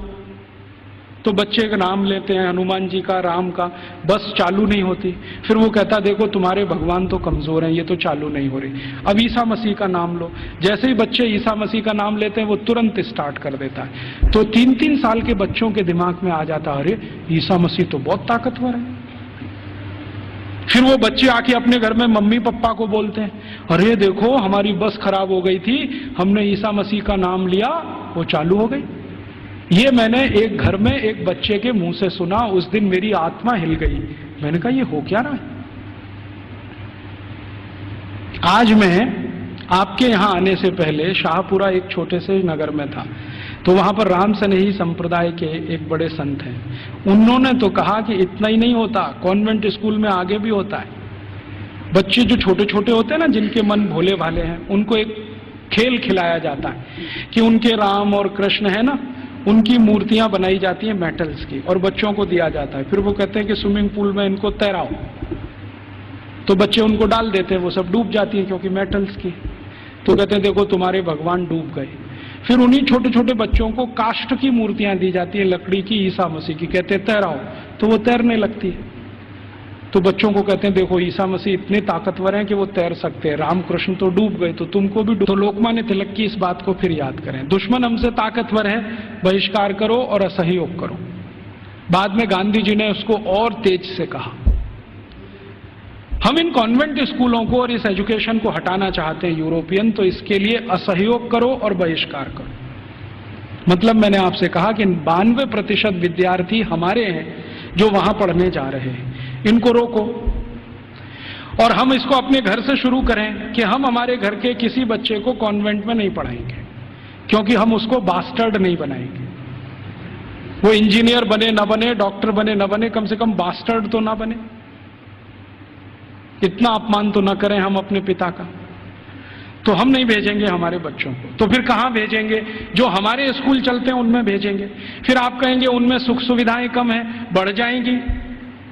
जब धन का प्रवाह कॉन्वेंट स्कूलों से भारतीय स्कूलों की तरफ होगा तो सुविधाएं भी बढ़ जाएंगी। आप सोचो 18,000 करोड़ रुपया बंबई के कुछ कॉन्वेंट स्कूल को हर साल मिलता है, इतना ही रुपया आर्य समाज के गुरुकुलों को मिल जाए, या सनातन समाज के लोगों को मिल जाए, या किसी और संस्थाओं को मिल जाए जो भारतीयता आधारित गुरुकुल चलाते हैं, तो वो सुख सुविधाओं वाले हो जाएंगे। वो तो धन के प्रवाह को बदलने की जरूरत है। अभी धन का प्रवाह कॉन्वेंट स्कूलों की तरफ है, तो सुख सुविधाएं वहां ज्यादा हैं। हमारे स्कूल पानी से प्यासे हैं, बैठने को जमीन पे टाटपट्टी नहीं है, स्कूल में पढ़ाने के लिए ब्लैक बोर्ड नहीं है, सामान्य जरूरतों की चीजें जैसे संडास घर होना चाहिए वो भी नहीं है। तो ये इसलिए कि धन की कमी है, धन का प्रवाह उस तरफ है, इसको मोड़ दो। तो समाज में एक बहस चले इस पर कि ये कॉन्वेंट स्कूल आए कहां से हैं, उनके यहाँ शिक्षा की क्या स्थिति रही है, तो शायद इसमें से एक समझ बने और ये समझ हिंदुस्तान में अगले 2-3 वर्षों में कोई अभियान का स्वरूप ले और ये अभियान हिंदुस्तान के इस विष बीज को उखाड़ कर फेंक दे, ऐसी भावना मेरे मन में है। मैंने इसके लिए एक और प्रयास शुरू किया है। बहुत लोग जब कहते हैं कि राजीव भाई विकल्प दो, तो हमने खुद अपने इस आजादी बचाओ आंदोलन की तरफ से 6 गुरुकुल बनाना शुरू किया है और वो लगभग 1 साल में शुरू हो जाएंगे। उन सभी गुरुकुलों को वैसे ही पढ़वाना है जैसे कभी 200 साल पहले था। वही 18 विषय हमने चुने हैं जो 200 साल पहले पढ़ाए जाते हैं। और हमारे गुरुकुलों की ये मान्यता रही है कि शिक्षा और विद्या सबके लिए, किसी एक के लिए नहीं। पैसा है या नहीं ये महत्व का नहीं है, शिक्षा और विद्या हर एक के लिए। वो जाति का है, धर्म का है, इससे मतलब नहीं। हमारे गुरुकुलों में सभी तरह के विद्यार्थी। आप तो जानते हैं कि भारतीय शास्त्र कहते हैं कि शिक्षा, विद्या और न्याय और चिकित्सा सबको निःशुल्क उपलब्ध होनी चाहिए, बिना किसी भेदभाव के। तो हमने सोचा है कि कम से कम शिक्षा और विद्या तो निःशुल्क उपलब्ध कराएं। तो हमारे गुरुकुलों में हम फीस नहीं लेंगे, ये संकल्प से हम शुरू कर रहे हैं। फिर ये चलेंगे कैसे? इनको चलाने के लिए विद्यार्थियों को हर दिन 2 घंटे श्रम दान करना पड़ेगा। या तो 2 घंटे वो चरखा चलाएं, या तो 2 घंटे खेत में काम करें, या तो 2 घंटे वो साबुन बनाएं, मंजन बनाएं, वॉशिंग पाउडर बनाएं। उनको हम बिकवाएंगे और उसके लिए मार्केटिंग नेटवर्क खड़ा कर रहे हैं पूरे देश में, स्वानंद बाजार के नाम से। इनमें ये वस्तुएं बिकेंगी, उससे आमदनी होगी और गुरुकुल उससे चलेंगे, फीस किसी को नहीं देनी पड़ेगी। और हमारा ये मानना है कि जो विद्यार्थी 14 साल पढ़कर निकल गया, कम से कम हर एक के पास 2.5 से 3 लाख रुपए होगा जो उसके अपने श्रम की कमाई होगी। उससे वो अपना कोई व्यवसाय शुरू कर सकेगा, 2,000 रुपए की नौकरी के लिए नहीं भागेगा। और इन सारे गुरुकुलों को हम ज्ञान आधारित बना रहे हैं, डिग्री आधारित नहीं, क्योंकि ज्ञान ऊंचा होता है, डिग्री ऊंची नहीं होती कभी भी। अंग्रेजों ने हमको उल्टा फंसा दिया, ज्ञान आधारित हिंदुस्तान को डिग्री में फंसा दिया। अब हम किसी की भी परीक्षा लेते हैं तो भाई तुम्हारे पास डिग्री क्या है? डिग्री कोई महत्व की नहीं होती। चरक ऋषि की क्या डिग्री थी, सुश्रुत ऋषि की क्या डिग्री थी, सांख्य दर्शन की जिन्होंने पूरे दुनिया को बता दिया उनकी क्या डिग्रियां थी, खगोल शास्त्र में इतने बड़े बड़े रिसर्च हो गए। आज दुनिया कहती है कि प्लूटो ग्रह नहीं है, हिंदुस्तानियों ने तो 14वीं शताब्दी में कह दिया था कि प्लूटो ग्रह नहीं, अब दुनिया मानती है कि प्लूटो ग्रह नहीं। सूर्य की दूरी पृथ्वी से कितनी है ये आज बोलते हैं, 9वीं शताब्दी में तो हिंदुस्तानियों को मालूम था कि सूर्य और पृथ्वी की दूरी कितनी है। तो ये जितनी महान बातें करने वाले लोग, इनके पास किसी के पास डिग्री नहीं थी, ज्ञान था। ज्ञान ऊंचा होता है, डिग्री नहीं होती। तो हम वही ज्ञान आधारित शिक्षा और विद्या लाना चाहते हैं। अभी शुरू में हम शायद माइनॉरिटी में होंगे, लेकिन हर माइनॉरिटी समय में मेजॉरिटी हो जाती है। कौन जाने कल को ये अभियान चल पड़ा तो बहुत बड़ा हो जाएगा। शुरुआत तो 1-2 से ही होती है, बड़ा होते होते तो बहुत बड़ा सागर बन जाता है। भगत सिंह तो अकेला था, फांसी पे गया, उसके साथ सुखदेव राजगुरु अकेले थे। सबसे पहले तो मंगल पांडे अकेला था, क्योंकि उसकी छावनी में कोई मदद करने को तैयार नहीं। फिर देखो कि हजारों लाखों मंगल पांडे हुए। तो आज हम शुरू कर रहे हैं, हो सकता है थोड़े दिन में ये हजारों लाखों हो जाएं, लेकिन इसमें आप सबका प्रयास होगा तो होगा। अकेले हम करेंगे तो नहीं होगा। तो आप भी इसमें लगें, हम भी लगे हैं। और आप में से जो आर्य समाजी हैं उनके लिए तो ये बहुत आसान है। मैंने एक पाठ्यक्रम तैयार किया है, आर्य समाज के जितने गुरुकुल भारत में चलते हैं उनको हम वो दे सकते हैं। हमारा उस पर कोई कॉपीराइट नहीं है, सबको कॉपी करने का कंप्लीट राइट है, क्योंकि हम मानते नहीं कि ज्ञान पर किसी का विशेष अधिकार है। ज्ञान तो सबके लिए। मैंने कहीं से लिया, आपको दिया, आप किसी और को दे दीजिए। तो आर्य समाज के सभी गुरुकुलों को मैं दे सकता हूं और दूसरे गुरुकुलों को दे सकता हूं। वहां भी ये साथ साथ शुरू हो जाए, हम प्रयास करें, आप भी करें, तो हो सकता है 3-4 साल में इस देश की शिक्षा का ढांचा और दिशा दोनों बदल जाए। ऐसे अभीष्ट की कामना करके आपके पास आया। आपने बड़े ध्यान शांति से सुना, आपका आभारी हूं। इन बातों को किसी और को भी सुनाएंगे तो और आभारी रहूंगा। कुछ बातें ऐसी मैंने कही हों जो आपको अच्छी न लगी हो तो उनको यहीं छोड़कर जाइए, उसके लिए माफी चाहता हूं। धन्यवाद।